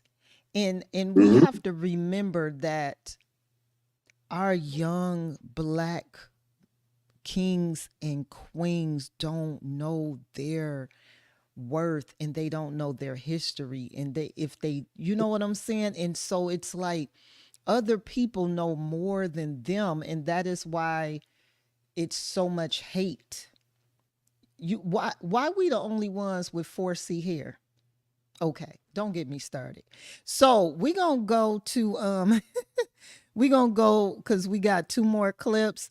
This one is, now we just talked about drill music and the agenda, the government agenda. And then this is an industry plant, okay, that wind up becoming extremely successful from drill, becoming a detriment to society from drill, lying about him being a gangster from drill. Check this gentleman out. Fuck Lil Reese, fuck all them niggas. I bet y'all niggas pull up to New Jersey now, nigga. We gon' come and blow New Jersey up. Bite, bite, bite. You want some? Hurry up. You tryna rob? Hurry up. Man, listen. Do you see how they be dry snitching on themselves? Like, I mean, we just was talking about it, but he just said in a rap, we on our way to New Jersey to F you up, knowing that the feds, this is why the feds started looking into Facebook, social media. Now they got the social media police. Like, this whole drill thing just changed our culture and the way that it changed the way that we deal with each other. It changed the way that we see these young kids coming up in life. It changed the way that the government, how they perceive us. Well, they always perceived us as something, but we give them more leeway to control us and do the things that they want to do to our culture, if that makes sense. You know what I'm saying? As like the young guy that was saying, we're giving them the leeway to have more control over us. You know? So it's just deeper than rap. Okay, let's see. Oh, this one is this last clip, because the little short clip I have afterwards is more ending it with Kendrick and Drake. But this clip that I'm about to show now is really sad, because this is about all of the young men that have passed away, and they still, like, the murderers, I guess, is still out there or whatever it may be, and they all are drill artists, every last one of them. Rapper is one of the most dangerous jobs in the world, and it seems like it's getting even harder for artists to survive out there. Most rapper murders get solved pretty fast because the shooters leave a ton of evidence behind. But today, we're breaking down the biggest artists in the game who were tragically killed and never had their murder solved. Let's get right into it. Draco. Okay, excuse me, it's not all drill artists. This is more about unsolved murders from people in the industry. The Ruler was one of the best West Coast rappers of his generation. His career never blew up like it should have because he was always dealing with legal issues. And when he was finally on his way to the top, he was tragically murdered backstage at a concert.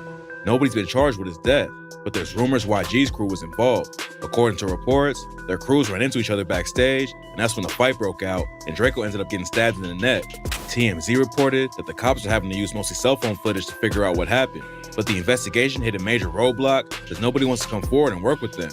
Another rumor about his murder is that it's connected to the death of a rapper named Slim 400, who was shot to death just a couple of weeks earlier.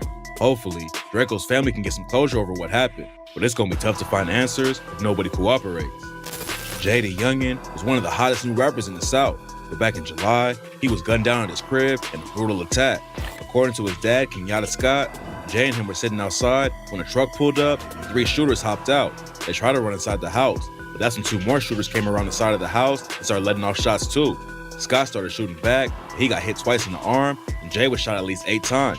It was a crazy shooting that happened in broad daylight, but the cops still don't have no suspects in the case. After it went down, Jay's homie, FG Famous, was allegedly arrested for shooting at someone in retaliation, but it's not clear who he was trying to take out. There were 2 other shootings in the city on the day Jay was killed, and the cops think they're connected. so tap in for updates while this tragic story develops. Indian Red Boy was a rapper from LA who was brutally murdered on IG Live last year. He was chilling in his car and chopping it up with a dude named Capone when the shooter walked up and started letting off shots. After he died, rumors started flying that Red Boy was killed because he allegedly disrespected Nipsey Hussle. But according to a dude on IG, that's not what really went down. He says Red Boy and his friend got into a fight in front of their homies over a girl, and Red Boy got stomped out. After the fight, Red Boy allegedly tried going after the same chick again, and that's when he was shot and killed. Killing someone on IG Live seems like an easy way to get arrested immediately, but the cops still haven't named any suspects in the case. Jimmy Wapo was a rapper from Pittsburgh affiliated with Wiz Khalifa. He was only in the rap game for a couple years, but Wapo was already racking up millions of streams and working with huge artists like 21 Savage. But before he could reach his full potential, Wapo got killed in a drive-by shooting in the Hill District neighborhood of Pittsburgh. He was on his way up in the rap game, but the cops say Wapo was heavy in the streets and called him the Hill District Terror. After he died, cops accused Wapo of running a crew called the 1100 Gang and being involved with at least 2 other murders in the city. Nobody's ever been arrested for his murder, but if he was as savage as the cops say he was, there would have been a lot of people in the city who wanted Wapo dead. Snooty Wild was a Memphis rapper who came up in the early 2010s with his track Yayo and signed with Yo Gotti's CMG label. His career simmered down for a few years, but fans were shocked when he was found in a ditch with a gunshot wound in his neck. It's not clear exactly what happened, but back in February, Snooty was found by Houston cops in a ditch by the side of the road.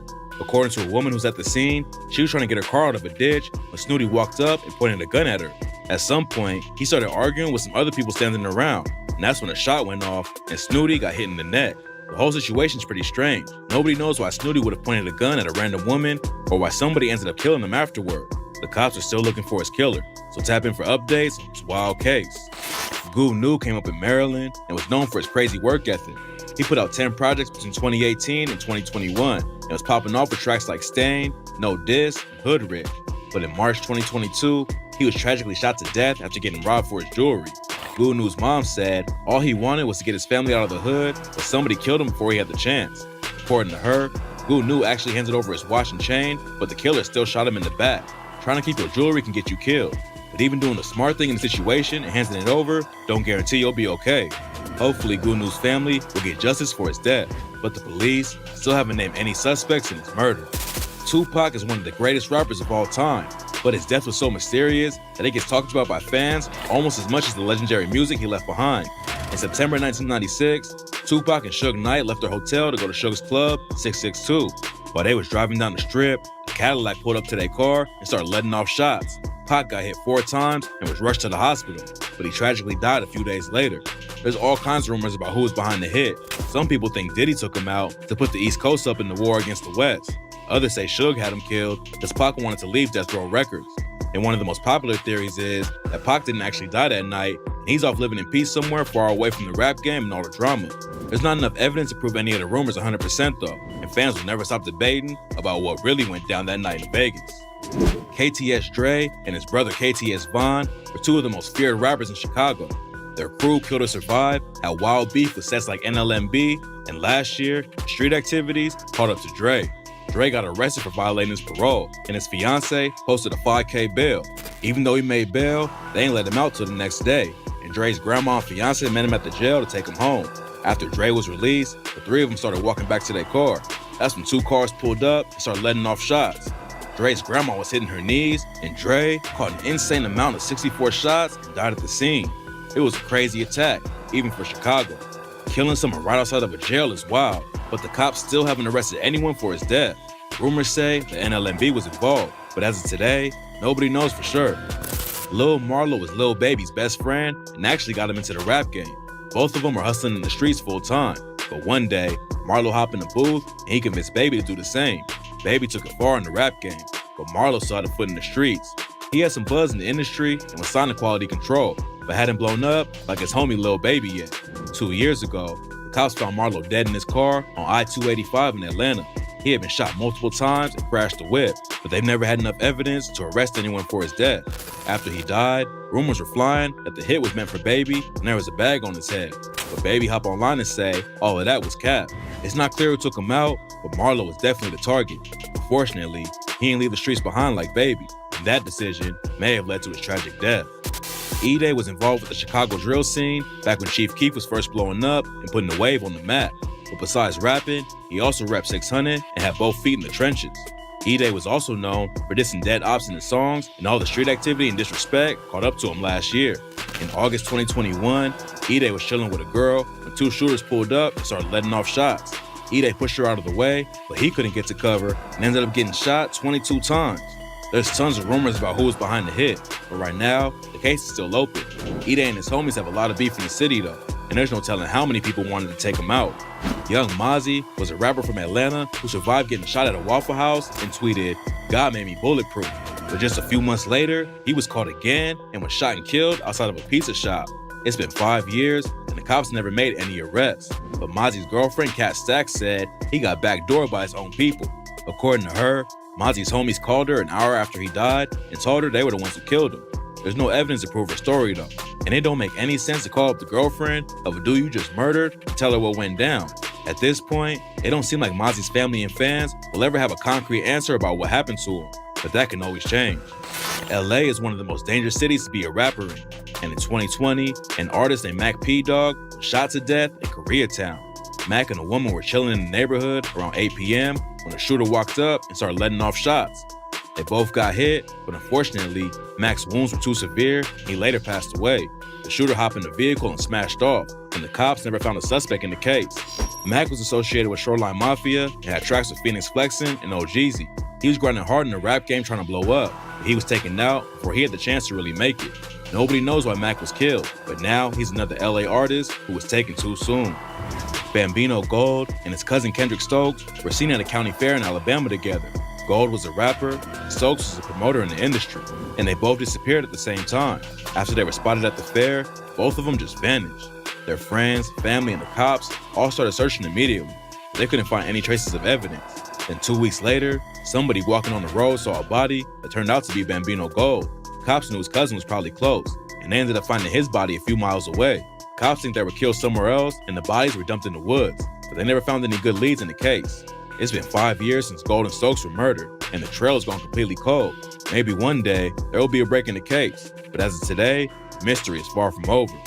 Laura Scooter was an up-and-coming rapper from Baltimore who was killed back in 2016.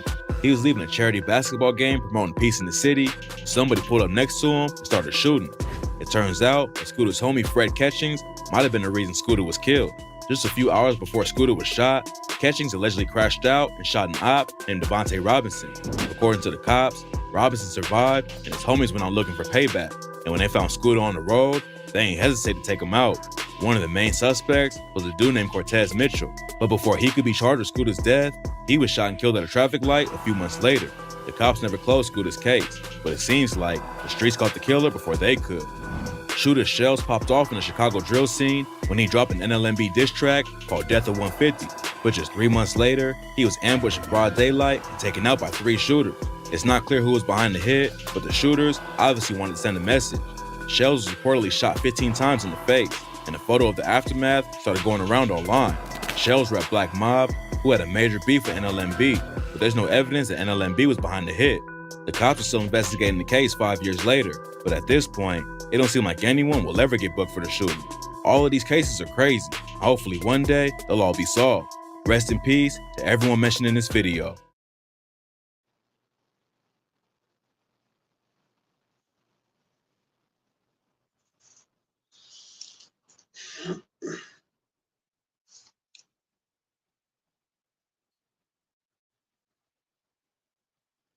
Yeah, baby.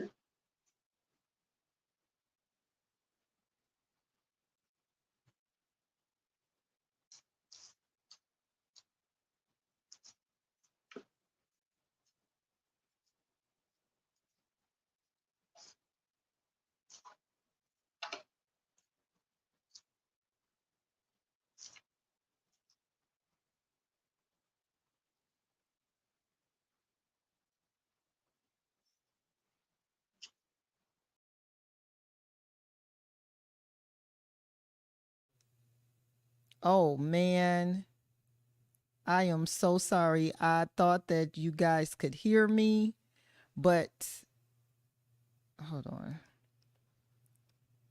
You couldn't hear nothing I was saying, Did you hear me saying shout outs? I had it on mute. I got to say it over. Shout out to my IG folks, okay, before we continue. Okay, I just want to say shout out to Paimani.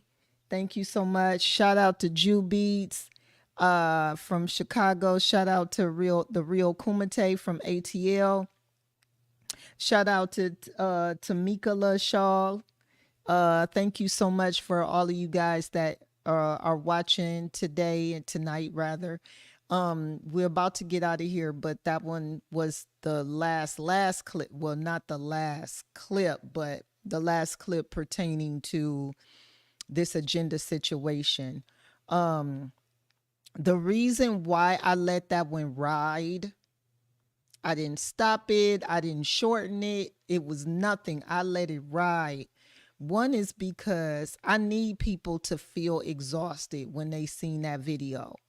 That was so many black men that lost their lives and no one knows nothing. And the murderers are still free.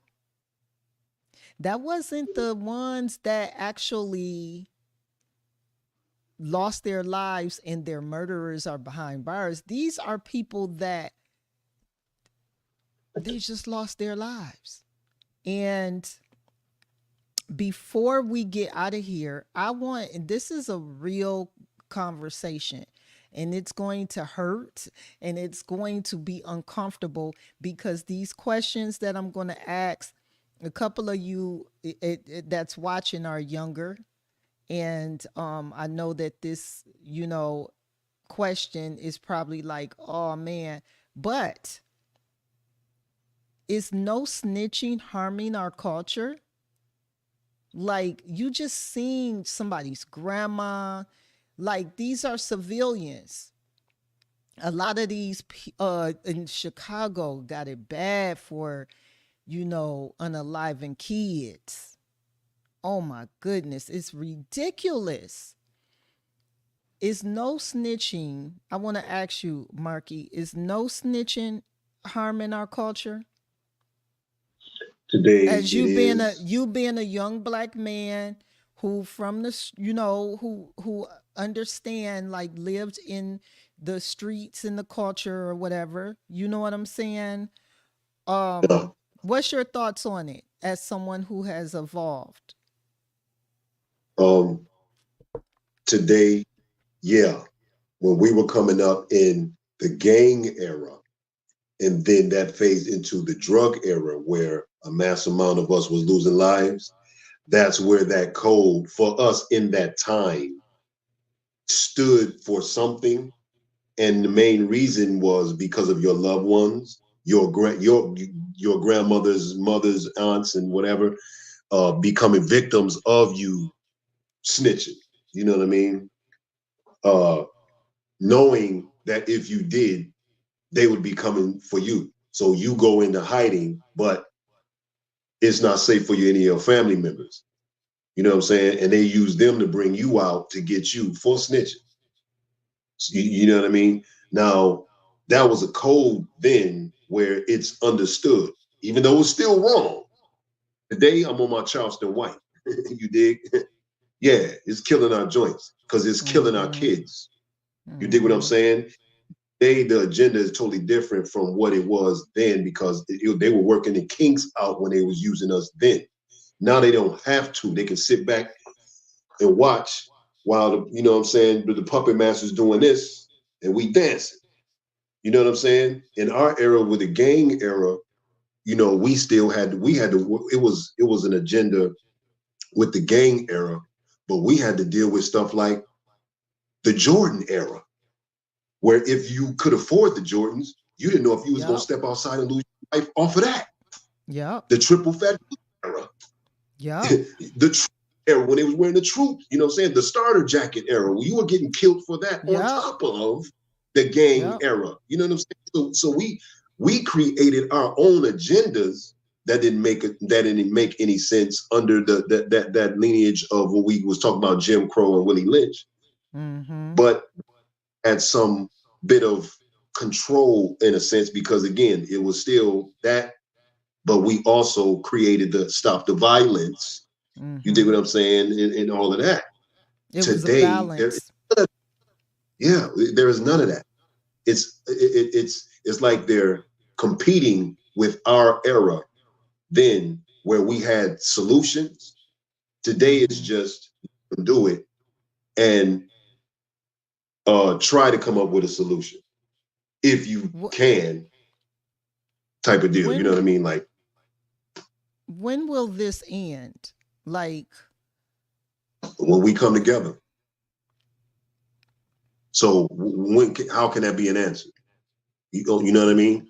Like, how can on the real? Because will you be alive to see it? that's what I'm. You know what I mean? It's like, When man. the elites in our culture who cultivated all of this for the elites that run the culture take it from the elites, because you can. It's your shit. You wrote it. You produced it. You know what I'm saying? You don't have to own the masters. You dig what I'm saying? Because if Prince can remove himself from Warner Brothers and be the first one to sell on the internet, that shows you the power that we got when we don't need the industry. They took out Mike and Prince. They don't need the industry. You take Prince and Mike away, you know how much of a fan base of the world you take away from them? You know what I mean? Like, they're half of the whole industry. Yeah. You know what I think? I think that people see the dangling of the coin. It's easier, you know, like these young boys that's getting this money that's not mentally evolved. Yeah, it's like the industry is dangling the coin in front of them and they're seeing it like it's so accessible, whereas they don't look at the bigger picture the way that we do on if we were to build together.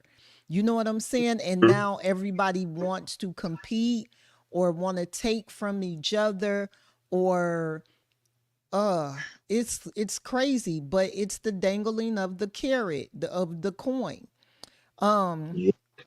Okay, so I know we gotta go. This been good, but before we get out of here, I want to say we definitely got to do a part 2. You just let me know what you want to see, but because in this whole situation we did discuss the men, but keep in mind that we are having an issue in our culture with the relationships between black men and black women. And one of them is women becoming harder than men. That's what people are saying. Becoming more vulgar. More, yeah. So, you know, and then there was the situation which I didn't even watch the BET Awards this year. I don't. But it started, and then for me to have loved to like get popcorn and sit in front of the TV when it come on, just be excited.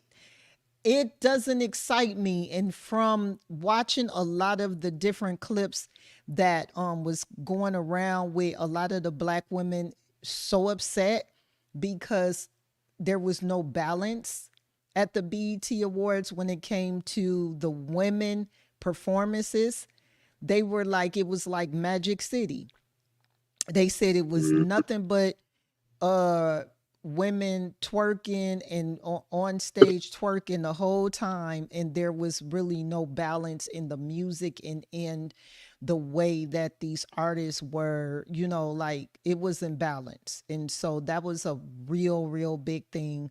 So I do want to talk about that and maybe in part 2 too, and discuss some of that type of, you know, and talk about like the music back when MC Light was out, and Yo-Yo and Bahamadia, and you know what I'm saying, and then Moni. like that, and then you know, and like that shift with drill artists like Ice Spice, and you know the different drill Sexy Red, and you know that whole situation since we did this. But I totally appreciate you bringing this to light and wanting to discuss this, because this definitely is has influenced our culture greatly, like the music and everything, and the way that we even, deal with each other. So we needed to discuss it. But before we go, we're going to watch this last clip, and this is the battle between K Dot and Drake. It's a short that I put together, that I not put together, but that I watched, that I want to discuss a little bit after, and then we'll close out. Got PTSD, motherfuck the big three. I still got PTSD, motherfuck the big three. Nigga, it's just big me, nigga, bum. I'm like, go ahead, say it then. Who the GOAT? Who the GOAT? Who the GOAT? Who the GOAT? You say I'm the biggest hater. I hate the way that you walk, the way that you talk. I hate the way that you dress. I hate the way that you sneak. What the fuck is this, a 20v1, nigga? What's a prince to a king? He a son, nigga. Get more love. Have you ever thought that OVO is working for me? Fake bully, I hate bullies. You must be a terrible person. The first one really only took me an hour or two. The next one is really about to bring out the coward in you. But now, dear Adonis, I'm sorry that man is your father. Let me be honest. It takes a man to be a man. They hired a crisis management team to clean up the fact that you beat on your queen. The picture you painted ain't what it seemed. You did. I'ma do my stuff. Why you trolling like a bitch? Ain't you tired? Trying to strike a chord, and it's probably A minor. Like if Dave really fucked your girl and got her pregnant. Talk about breeding resentment. Not sure how to ease the sentence. Okay, KK. Listen, as you can see where our world is going to when it comes to battles, it's you see that they added the streams on there. We never used to do that. Like it had nothing to do with no streams.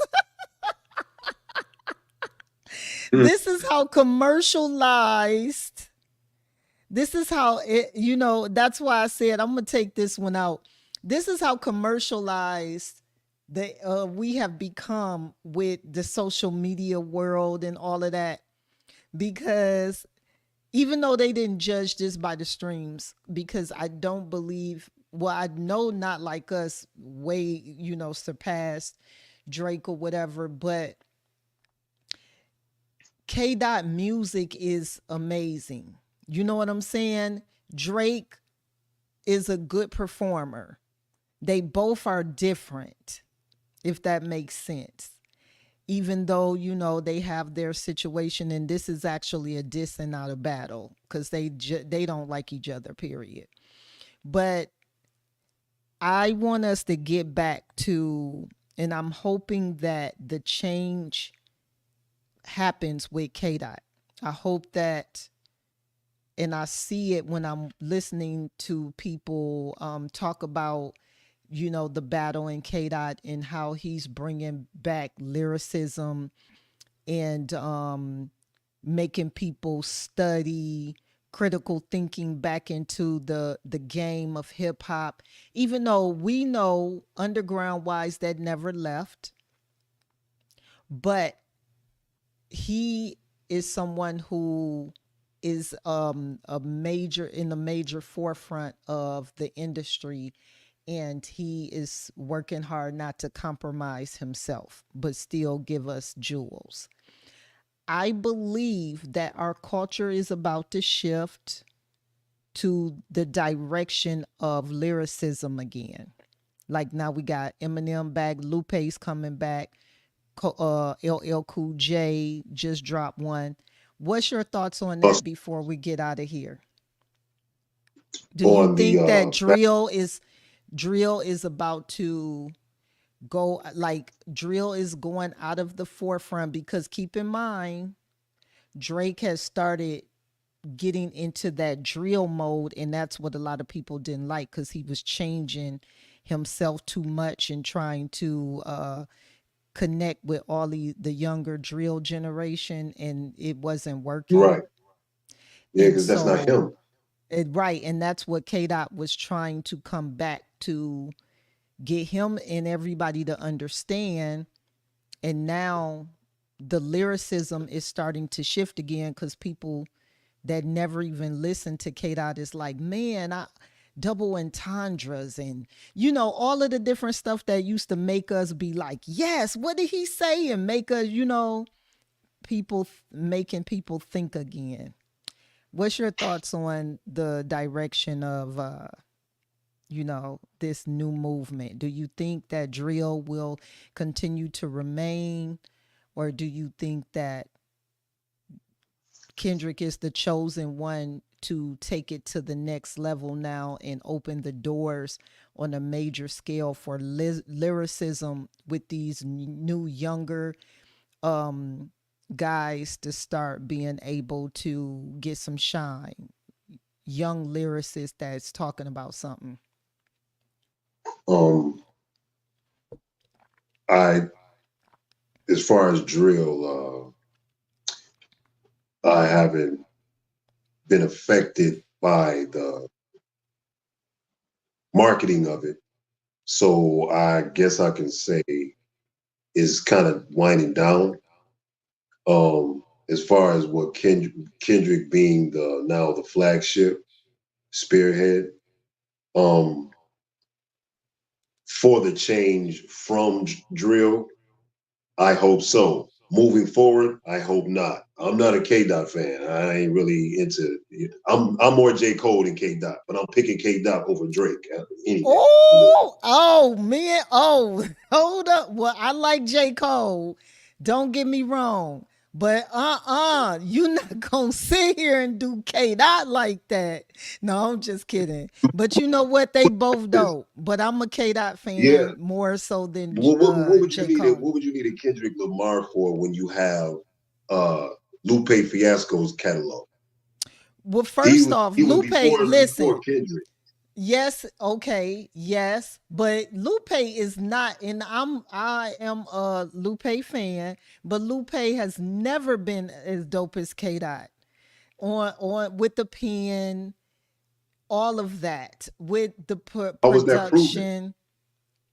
Okay, you know what? We go there. I'm gonna say this right now. I think they're battling. Well, Lupe is hating on K Dot or whatever. That's another story.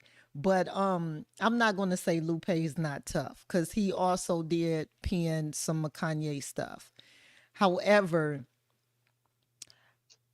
I'm with K Dot because of his backstory too, and where he come from, and his humble beginnings, and how he was raised, and how he actually worked his way through the trenches to be who he is, and to be this intelligent person, and to be saturated with such gang violence around him and still not have to succumb to it, but still be a part of it, if that makes sense, and be so well respected with people.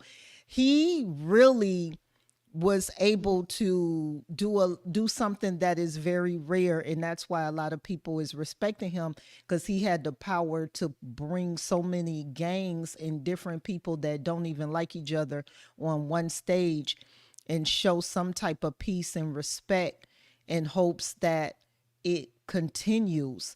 And even some of the people that went to the concert, because keep in mind, I still keep my ear to California. Shout out to Cali. Said that it was so peaceful, the energy, the vibe. They couldn't even believe all of the flagging that was going on, and nobody was touching each other. You know what I'm saying? So it can be done. It can be done. It should not just take one person.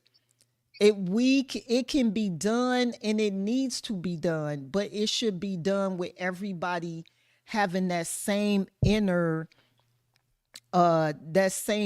self, and show that and bring it to the forefront, and start just not caring what other people think, and taking that ego out of certain things.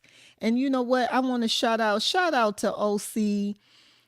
Speaking of Cali, my Bay homie, thank you so much for watching. So yeah. So I just had to bring that up. But J. Cole is nice. And I've been rocking with J. Cole for a long time. But so I can't even deny that. He nice. But I'm we gonna end this on that K dot note. It's K dot. You know I'm the oldest. So what I say go. No. I'm, I'm just kidding. Bro, thank you so much for this conversation though. Thank you so much for We this gonna finish. topic that We gonna finish. yeah, we got to do a part 2. Thank you so much for this topic that you just brought to life. For everybody, this was my brother Marky D topic, and we gonna give him applause. Another one. Okay. And an air horn. And a crowd. Okay. Y'all can tell when somebody just learning some stuff. They get all excited trying to use it. That's me right now, everybody. You ain't got on your granny glasses, that's all. I ain't got on. You understand me? You already know what time it is. My Auntie Nessa glasses. Let me put the blue front. Let me put the blue lights on them real quick. You know what I'm saying? I'm trying to be cute. You know what I'm saying? I might get a DM out there. You know, I'm trying. No, I'm just kidding. Listen, you see what you gonna get. You understand? You better be ready for it. All right. But once again, thank you so much. And we gonna rock again. Like the finale of Support Real Men is it's going to be not this Wednesday coming up, but the Wednesday after, which I'll put the specific date out. But that will be the finale of this series for Support Real Men. But for our Protect Black Women segment, we will be doing the Women in Hip Hop one, Marky. And I will have you on that. And I don't know exactly what the topic, this last topic will be. But you brothers, I hope that y'all go back and rewatch and show some love. Because if I get more love for the Support Real Men series, I will start doing it. But keep in mind that we gotta love on one another. We gotta take away that ego. That's with women, children, men. Let's take the ego out of our culture and get back to respecting one another the way we need to, so we can change the whole trajectory of our culture and make it better. That's what's needed. That ego is powerful. And that means we're edging God out. We need to bring God back. All right. Okay, what you got going on? You want to talk about anything, any shout outs before we get out of here? Shout out to my boy Tim Tyler, back home in Michigan with the, Magnificent Barbershop, my colleague in the barber field, All right. And family and friends out there, you know what I mean? Or what have you, all of my music family back home in Flint, the Fontaines, the Young Dans, the Litos. Fontaine. I got some Fontaine music. Yeah, that's my cousin. Me. What? Yeah. When I was doing the college radio, he gave me some stuff. I think I interviewed him. Yeah, he came on one of my shows. That's awesome. Yeah, we got music together. Yeah, we got music together and everything. I've done music with him and his group, Coalition and everything. We go back. I call that my music family. I got all access to the studio and kick it, Cool. All right. So y'all already know what time it is with me. I want to give love to everybody out there that always show me love. I just got 75 new subscribers to my Fresh and Friends channel. 75 new ones within not even 30 days. So thank you. That channel is growing. I'm at 84 subscribers now, trying to get to 100. Please check me out, Fresh and Friends. I'm in the algorithm now, so you can go to @Fresh and Friends _ and subscribe to that. That is my reaction channel that I do like different reaction videos and music and different things like that. So check that out. Also, make sure you check out my YouTube channel at This Is Insane. I'm also on IG right now on my Queen_Ness310. And I am no longer doing Facebook with the Humble Bougie page. I am doing it under my Let's Whine About It page. I've been having some difficulties with Facebook, but I do have a large following on that platform. So please show me some love on this Let's Whine About It. All right. Thank you guys once again. Love y'all and mean it. And talk to y'all next time. Holla. Bye, bro. Love you. All right, see you later. I love you too.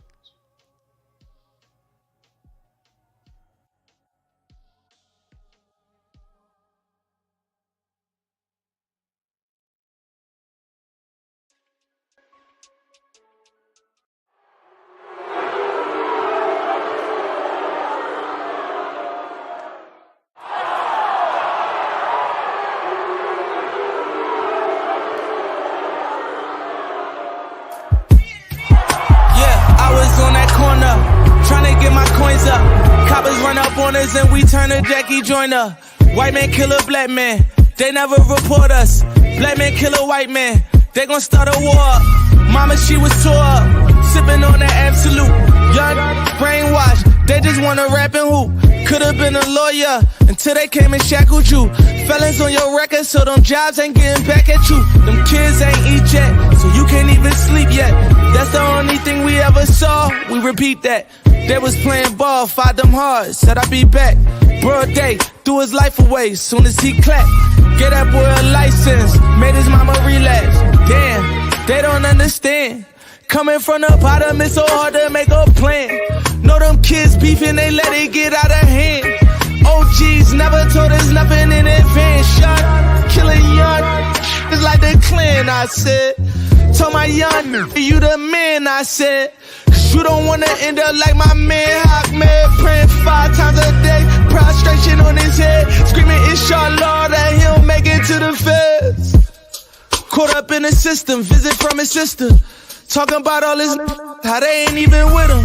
Said that they would ride or die, but it ain't even in them. Always posting on the gram, but they ain't sending pictures. Never answer when you call, but answer for them. Got you thinking twice, damn, I should've been a witness. That's none of my business, just telling my story. All guts, no glory, been going on before me. With slaves in the 40s, still slaves in the present. No toys for Christmas, ain't get us no presents. Only made us evil, made us hungry, made us desperate.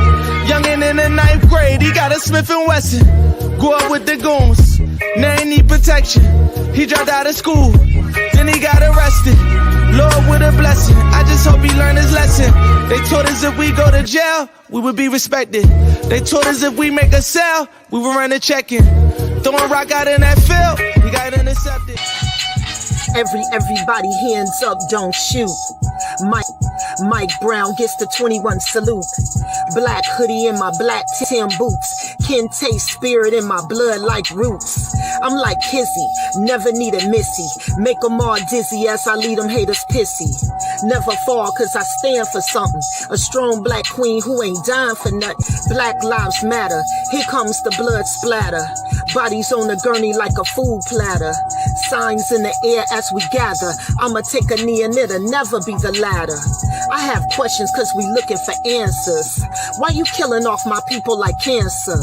How you fearing for your life and his back turned? Knees on his neck and how you not concerned? Why you pop him like that with his kid in the car? With a seatbelt he couldn't get far. Why you scared for your life with the cops around? How you shoot him while he pinned to the ground? I need answers for the people in the back. Hey, I'm sexy guy, give me your motherfucking hands. Watch out. I'm gonna baton the fuck out you. Hit the fucking hands. Watch out. Watch out. See us, all you see is black. Cause when you see us, all you see is black. We fade the black. We fade the black. I still got a dream of a Martin Luther King. Them people trying to box us in like a boxing ring. What's the cure to hate? I wish I had the antidote. Maybe these words will help like Maya Angelou. Don't want you to be a leader, that's why they kill Hampton. They're watching every move you make and they still camping. I need to go to the White House cause I need real answers. You hating on me cause I'm black, that's a real cancer. I just want to be great like I was Ali. Police clutching on their gun when they stop me. I got my hands up how I become a body. They hate Kaepernick took a knee, this country toxic.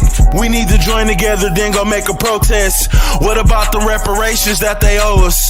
Or all the history in Africa that was stolen? You mean to tell me God look like Alec Baldwin? I can't do it by myself, I'm trying to touch the people. Black pride, black love, yeah, it's all equal. I'm a real life king, so that's how I act. Pass this crown to the culture, then I fade to black. Yeah. We fade to black.